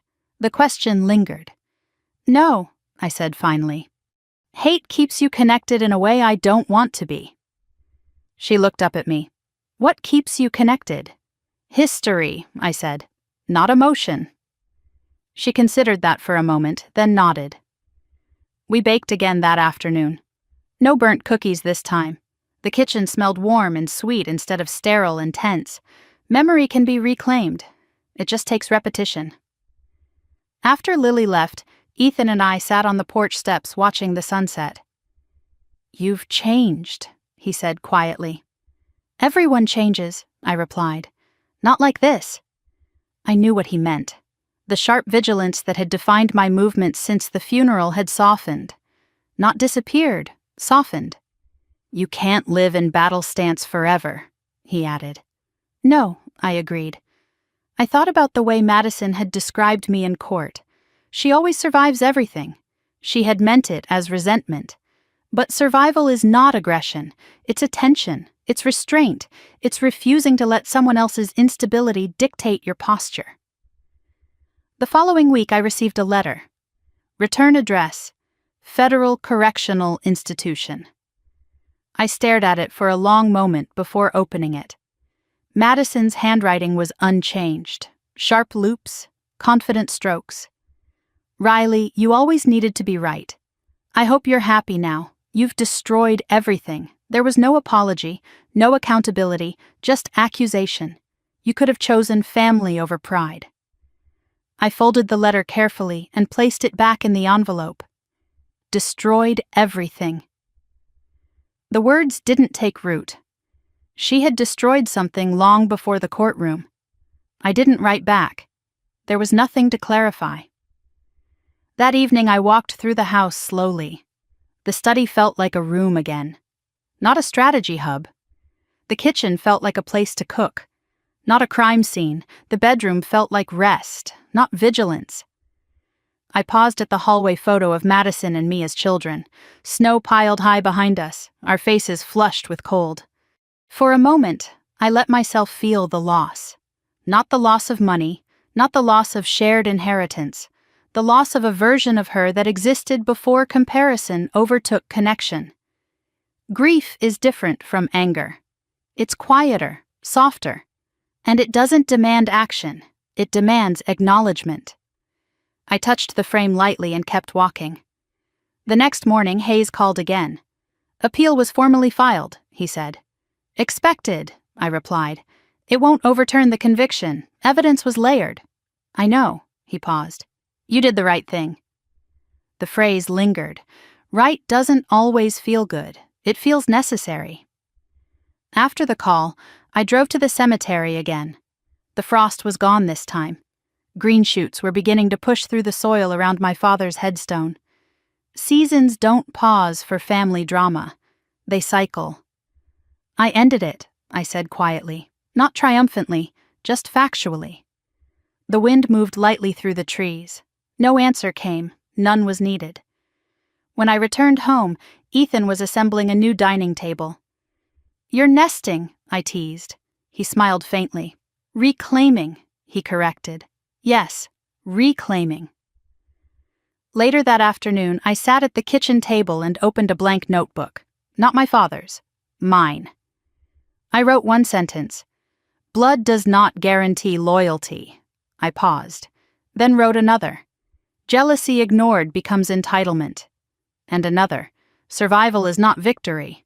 It is opportunity." The words didn't feel like a lesson. They felt like clarity. Lily would grow up knowing what happened. She would have to decide how to carry it. But she would also know that silence is not protection. Silence is erosion. The sun set earlier that evening than I expected. Spring light shifting again. The house glowed softly from within. I stepped outside and locked the door once, not twice. Once it held. The street was quiet. No idling engines, no shadowed figures, no waiting, just ordinary night, ordinary air, ordinary peace. The war in my family had not ended with shouting. It had ended with documentation, with recorded words, with a jury's verdict. But the real ending had come later, when I stopped replaying it, when I stopped scanning for threat, when I allowed the house to feel like a home again. Madison believed fairness meant equal outcome. She never understood that fairness is rooted in accountability, not entitlement, and accountability is rarely comfortable. But it is clean. That night, as I turned off the last light and climbed the stairs, I realized something simple. I no longer carried her voice in my head. The echo had faded, the snow had melted, the battlefield had closed. And what remained was not revenge, not triumph, just space, space to move forward, space to breathe, space to choose something different. That is what survival becomes when it is no longer under attack. It becomes freedom. And freedom, once reclaimed, does not need to shout. It just exists. I didn't attend the sentencing hearing in person. I woke before sunrise that morning and stood in the kitchen barefoot, watching the sky turn from deep blue to gray over the trees behind the house. The air felt different than it had on the day of the verdict. Quieter, less charged. The coffee maker clicked off. Steam curled upward in thin ribbons. Ethan came in a few minutes later, pulling on a sweater. "You're sure?" he asked gently. "Yes," I said. He didn't push. There are moments when showing up feels like strength, and there are moments when not showing up feels like closure. This was the second kind. I sat at the same kitchen table where Ethan had collapsed months ago and opened my laptop. Hayes had told me the hearing would begin at 9 in the morning. He would call after. In the meantime, I had something else to finish. I pulled out a sheet of paper and began writing, not to the judge, not to the jury, to myself. "Madison, you chose calculation over conversation. You chose resentment over responsibility. You chose poison over honesty." I paused. The words felt steady, not angry, just factual. I continued, "You say I destroyed everything. But everything was already broken the moment you decided my life was collateral." I set the pen down and folded the paper once. I wasn't going to send it. Some letters are written for release, not delivery. At 9:27, my phone vibrated. Hayes. "It's done," he said. "How long?" I asked. 28 years, federal custody." "And her statement?" I asked. He paused briefly. She said she never meant for Ethan to get hurt. She said she only wanted what was fair. Fair, the word again. She did not apologize, he added. I didn't expect her to, I replied. She requested reconsideration for Lily's sake. Of course she did. Hayes hesitated. You don't sound surprised. I'm not. After we ended the call, I closed my eyes for a moment. 28 years. I tried to picture that length of time. Lily would be nearly 40. The house would be different. The world would be different. Madison would age behind concrete walls. Not because I wanted her there, but because she built a structure that left no other outcome. Ethan sat across from me.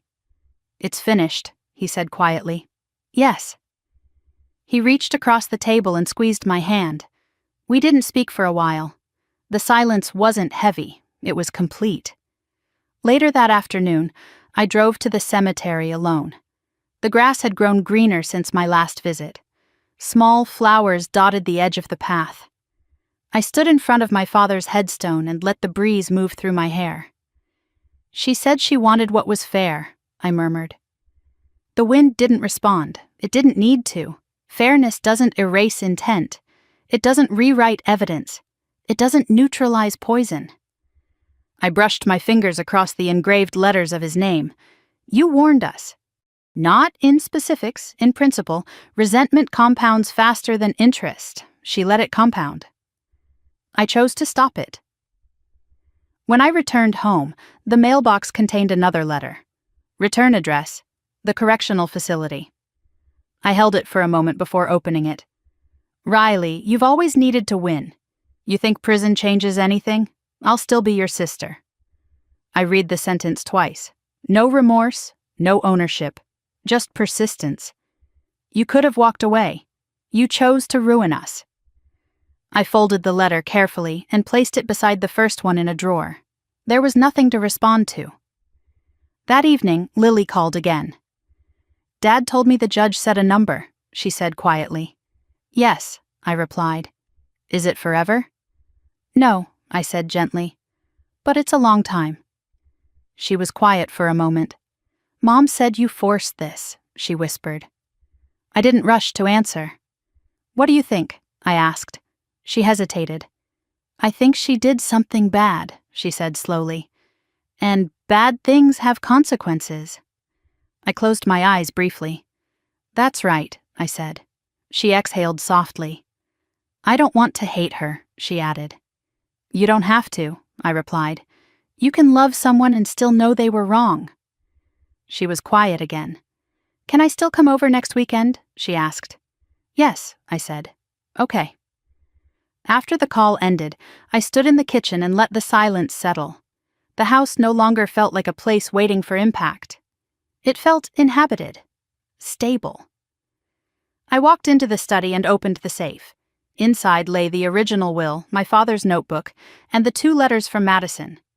I added the unsent letter I had written that morning, not as a threat, not as a message, as a marker. The chapter was closed, not erased, closed.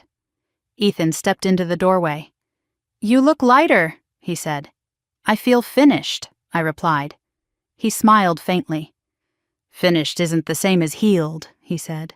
No, I agreed, but it's a start. We sat on the couch later that night, watching snow begin to fall again outside the window. Not heavy, just enough to dust the yard. I keep thinking about the moment she handed you that bottle, he said quietly. So do I. What did you feel? Instinct, I replied. He looked at me. I felt something was wrong, I said, but I didn't know what.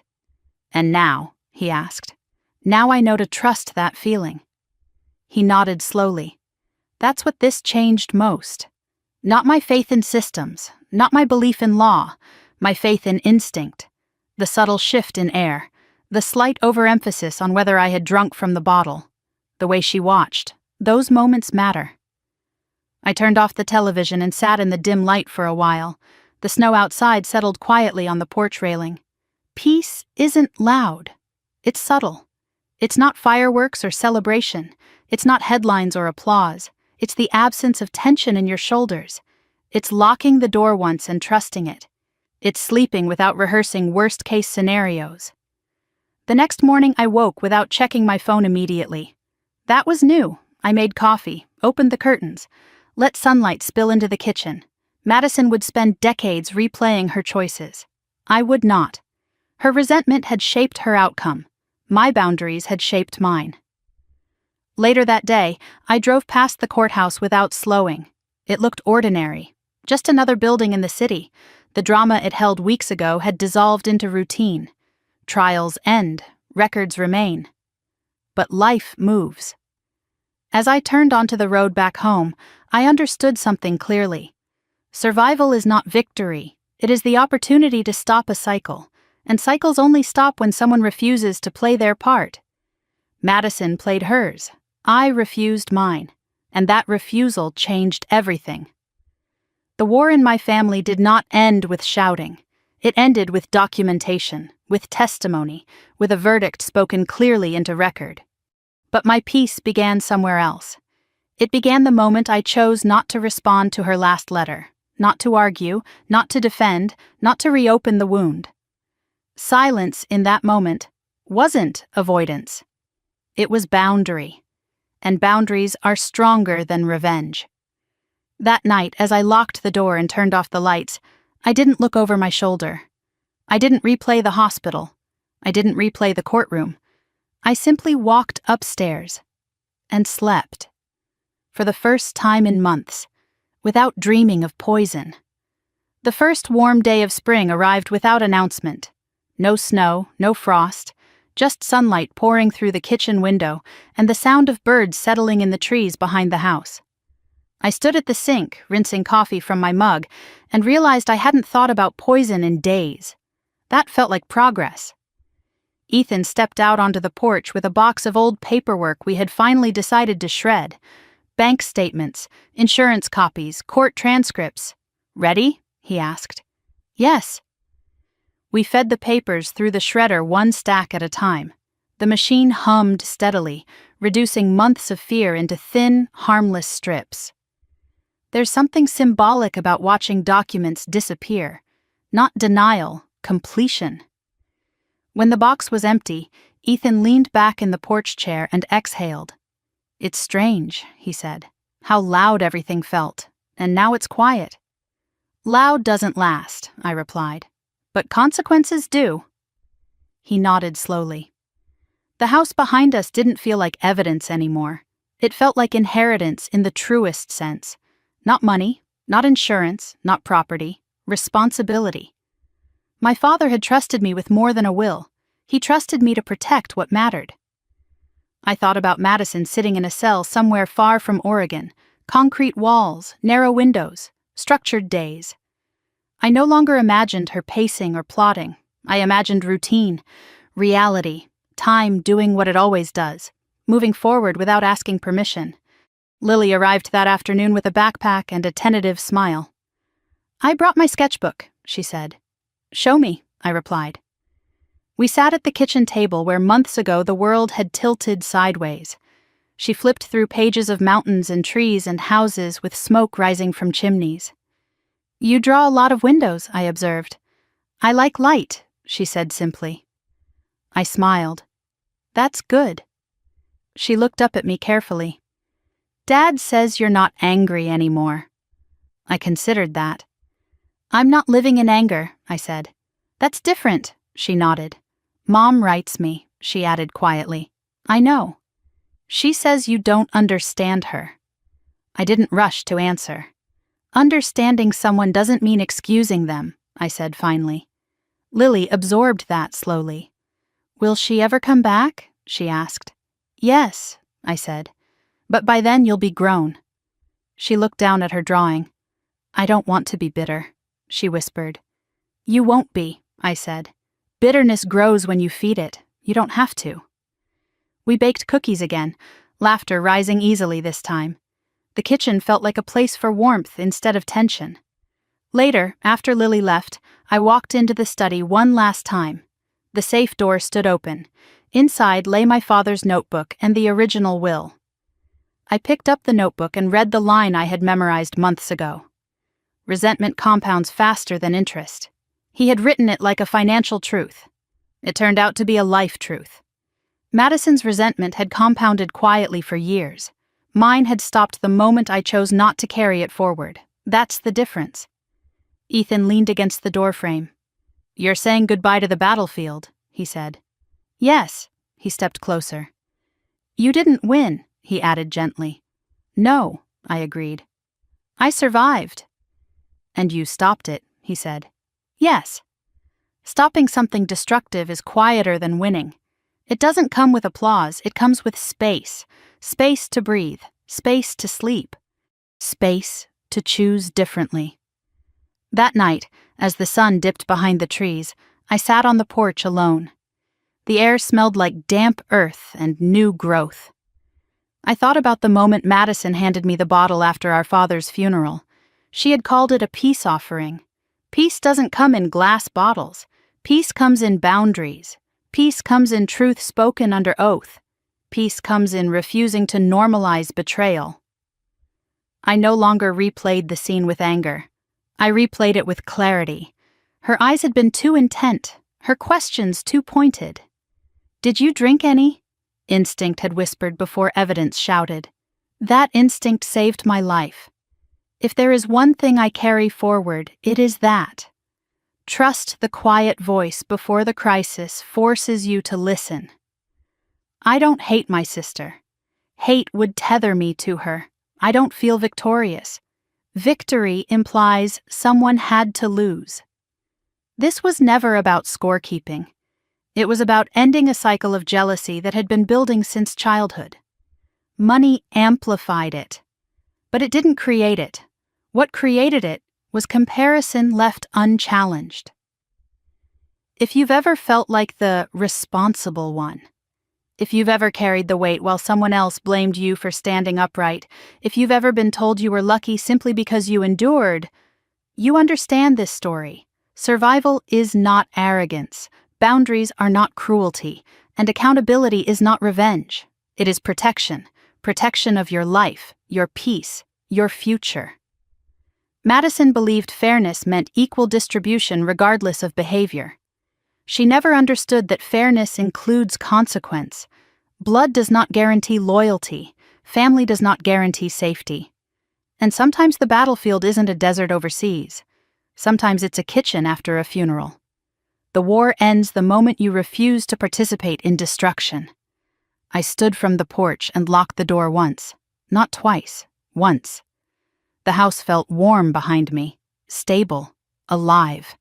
I turned off the lights and walked upstairs. As I lay in bed, I didn't see a courtroom, I didn't hear a verdict, I didn't hear glass shattering, I heard quiet. And that quiet felt earned. If this story stayed with you, if it reminded you of a moment when you had to choose boundaries over blood, I'd like to hear it. Leave a comment. Tell me where you drew your line. And if you're still standing after something that tried to break you, stay here. Subscribe. Because sometimes surviving isn't the end of the story. It's the beginning of choosing differently. And that choice, every single time, is what keeps us free.